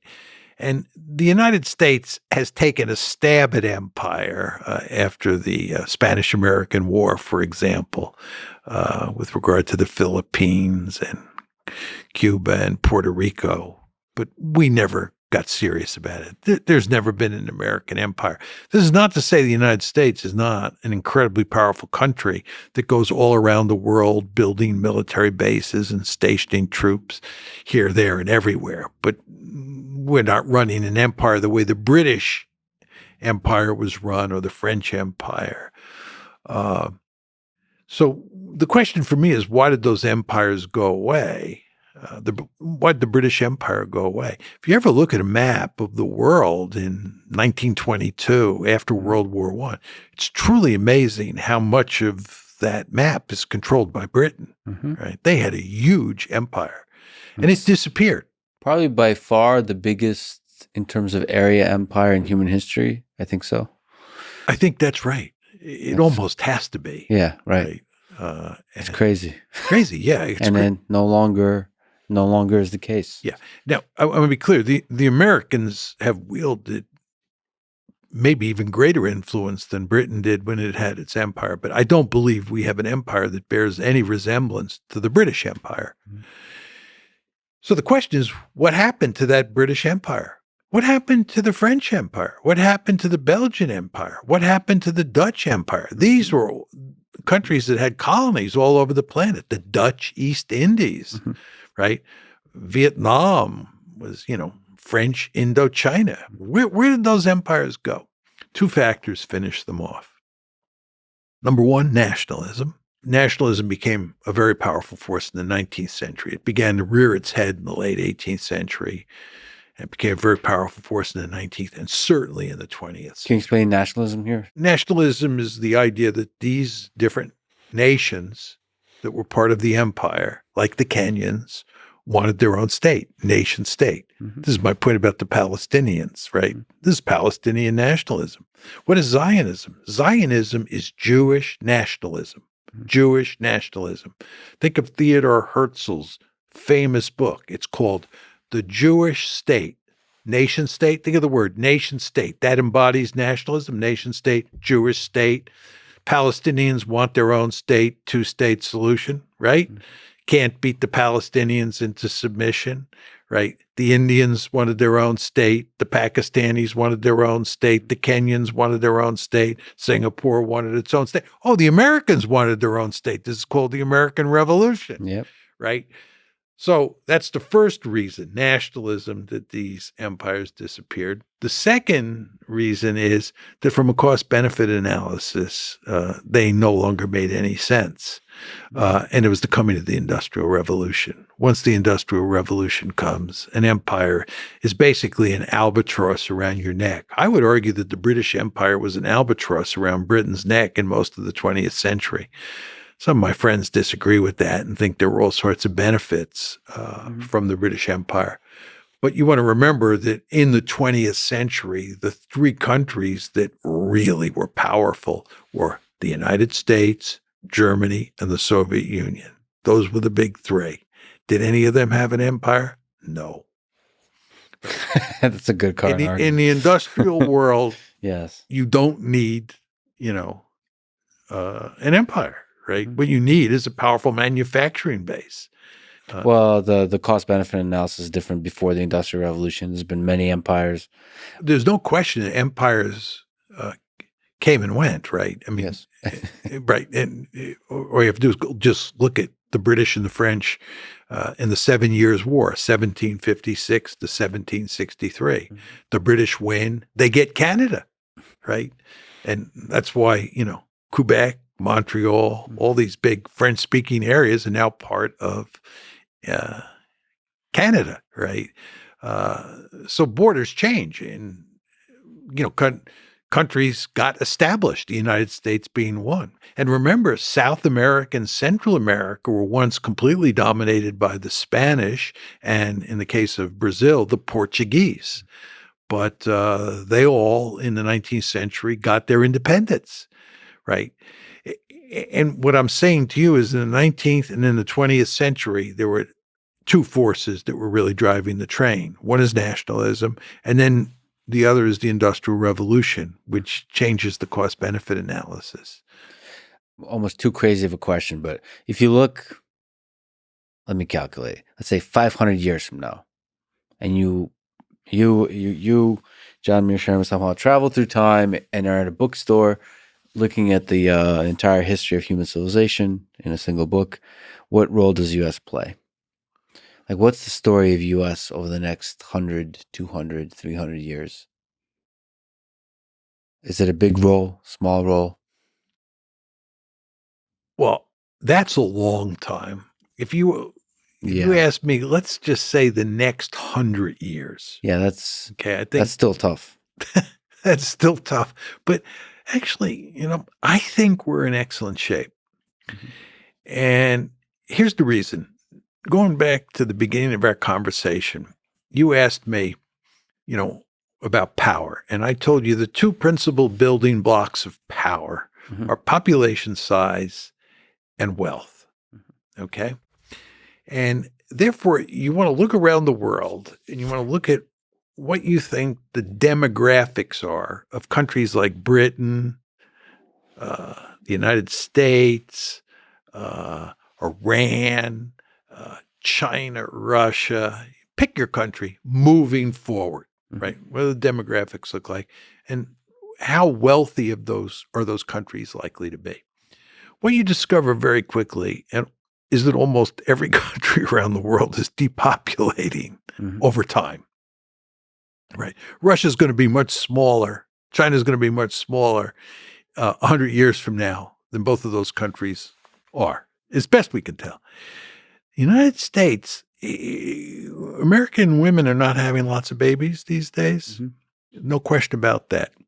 But we have immigration. We're an immigrant culture. You're a perfect manifestation of that. You're perfect. You're now an American. That's wonderful. Yeah. We need more people like you, right? So when I hear Donald Trump and others arguing that immigration's a terrible thing, this is ridiculous. Immigration is what made us great, right? It's when my relatives came over in the middle of the 19th century from Germany and Ireland, right? That's fascinating. Like, because there's been a huge concern that America and other developed nations are not having enough children. But you just made me realize, in the long arc of history, the United States has gotten really damn good at integrating immigrants and helping them flourish. The whole diversity of that makes up absolutely America. right. There's a machinery of integrating other cultures. Yeah, just very quickly on this. That's fascinating. Sam Huntington's book, Who Are We? Yeah. Which in many ways, I love that book, but it has one fundamental flaw. And a number of people told him beforehand that that flaw existed and he didn't fix it. But Sam argues in the book that we have large numbers of Hispanics in this country. Mm-hmm. And we're doing a very poor job of integrating them into the mainstream. And they're not becoming Americans.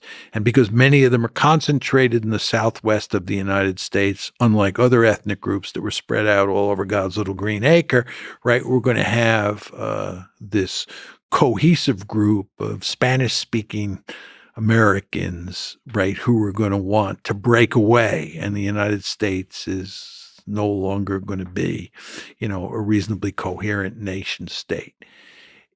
He's wrong. All the evidence is that Hispanics are integrating into the American mainstream more quickly and more effectively than the European the European immigrant groups that came starting around 1835. If you look at immigration from Europe into the United States, leaving aside the original WASPs who came over and founded the place, the immigrants start coming in large numbers in 1835, and we really don't shut the door until 1924, right? This is a crude overview. Starting in 1835 and running up till about 1885, it's mainly Germans and Irish. That's why Germans are the largest ethnic group to ever come to the United States, and the Irish are right behind them. These are the European ethnic groups we're talking about. Then starting in 1885, Poles, Jews, and Italians start coming, right? And the Germans and Irish keep coming. And this is why Ellis Island is opened. I think it's 1893. Ellis Island is opened because Castle Garden in New York, which had handled all the previous immigrants coming across the pond, Castle Garden couldn't handle them all. So they opened up Ellis Island. That's why somebody like me, I can't find my distant relatives' records in Ellis Island because they came through Castle Garden, right? Whereas lots of Jews I know, lots of Italians I know, they can find their relatives' records in Ellis Island because they came through Ellis Island. The point is, you had all these immigrants who came in roughly between 1835 and 1924 when we shut the gates. It was the only time we've ever really shut the gates in a meaningful way, right? And this is what made America great. Right? All these people, and they made lots of babies, right? So in some sense, make America great again means getting more immigrants in. Well, we opened the gates again in 65. Closed them in 24, opened them in 65. I'm oversimplifying the story here because we didn't completely shut them. We almost completely shut them in 24, opened in 65. And we've had huge numbers of immigrants flowing in. Yeah. These immigrants who have been flowing in since 65 are not Europeans. They're not mainly Europeans. They're mainly Hispanics and Asians.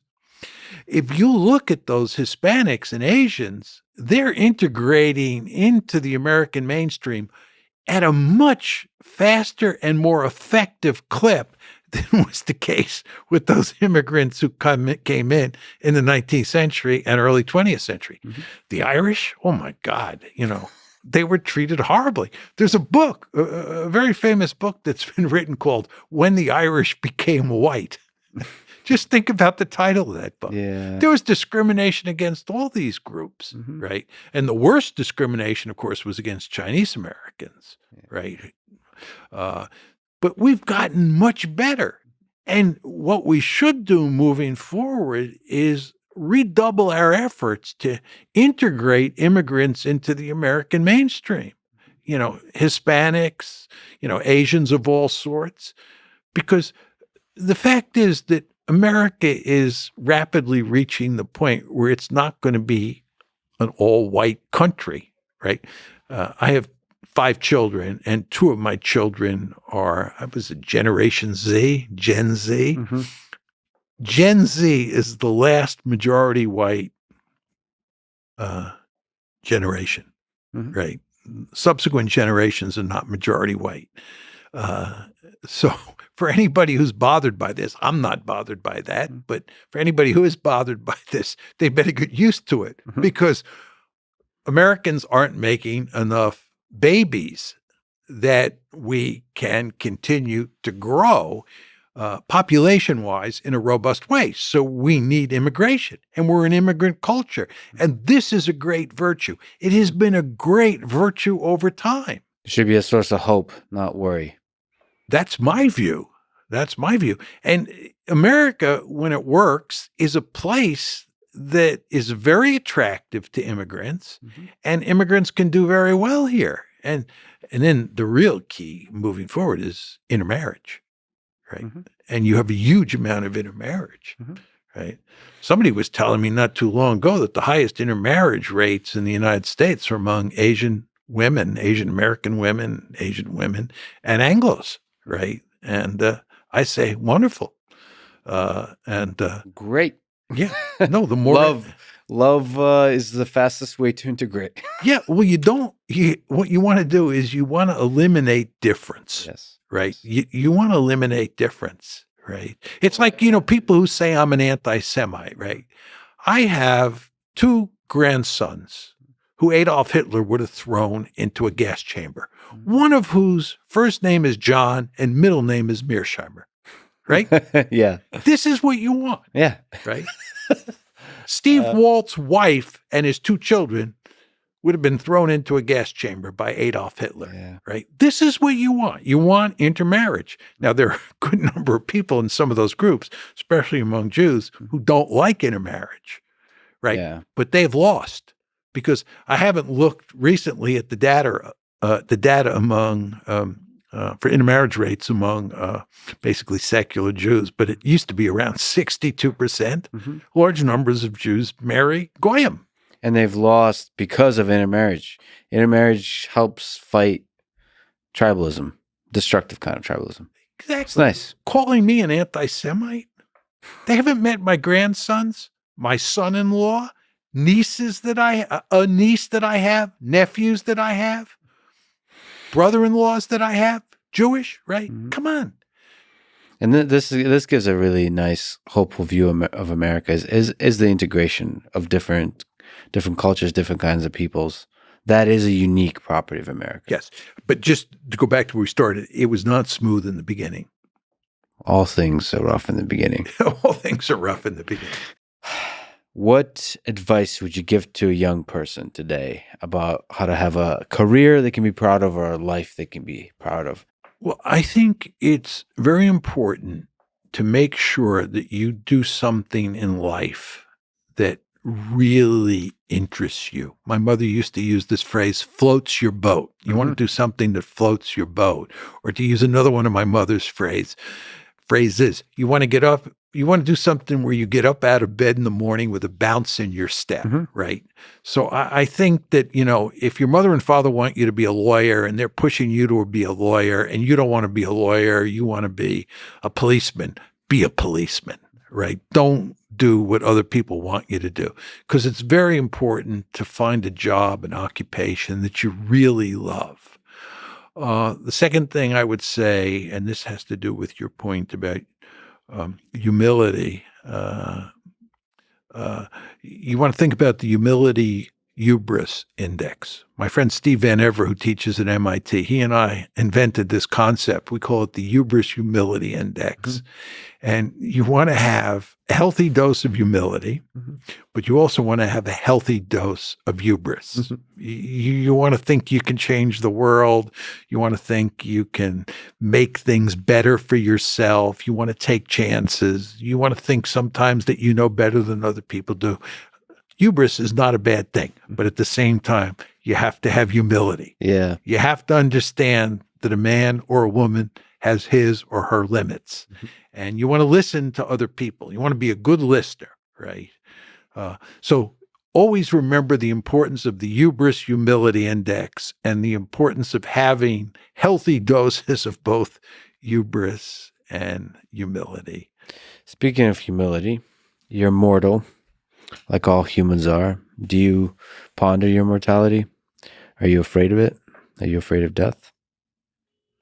I'm not sure I'm afraid of death. I don't want to die because I enjoy life so Having too much much. fun? Yeah, given how horrible the world is today, Yeah. I hate to say that I'm having too much fun, but do I find what I do interesting and gratifying? I do. I just love what I do. And I love studying, international politics, and I love being intellectually curious about all sorts of subjects. I love talking to you about this and that. I mean, this is really wonderful, and I often tell people, thank goodness I'm only 28 years old because I do try to behave like I'm only 28 years old. But I am well aware of the fact that as my mother used to say, nothing is forever, and that includes me. Yeah. And when you're 75 going on 76, you understand that you have a limited number of years left. And I find that depressing because I've been very lucky, and I feel like I've won the lottery, and I'm very thankful for that. And I'd like to, make it last for as long as possible. But I do understand that, nothing is forever. Yeah, the finiteness of things. Yeah. You never think that when you're young. I mean, you think you're going to live forever and you're just not going to get old. I never thought this would happen, that I would become 75 years old. Well, you got so much energy and boldness and fearlessness and excitement to you that I'm really grateful to see that, especially given how much I'm sure you've been attacked for having bold ideas and presenting them and not losing that youthful energy is beautiful to see. Thank you. Not becoming cynical. John, it's a huge honor to speak with you, that you give me so much time and so much respect and so much love. This was a really incredible conversation. Thank you so much for everything you do in the world, for looking out into the world and trying to understand it and teach us. And thank you so much for talking with a silly kid like me. It was my pleasure. Thank you very much. I thoroughly enjoyed it. Awesome. Thanks for listening to this conversation with John Mearsheimer. To support this podcast, please check out our sponsors in the description. And now, let me leave you with some words from Plato.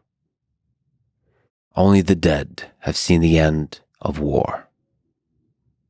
Thank you for listening, and hope to see you next time.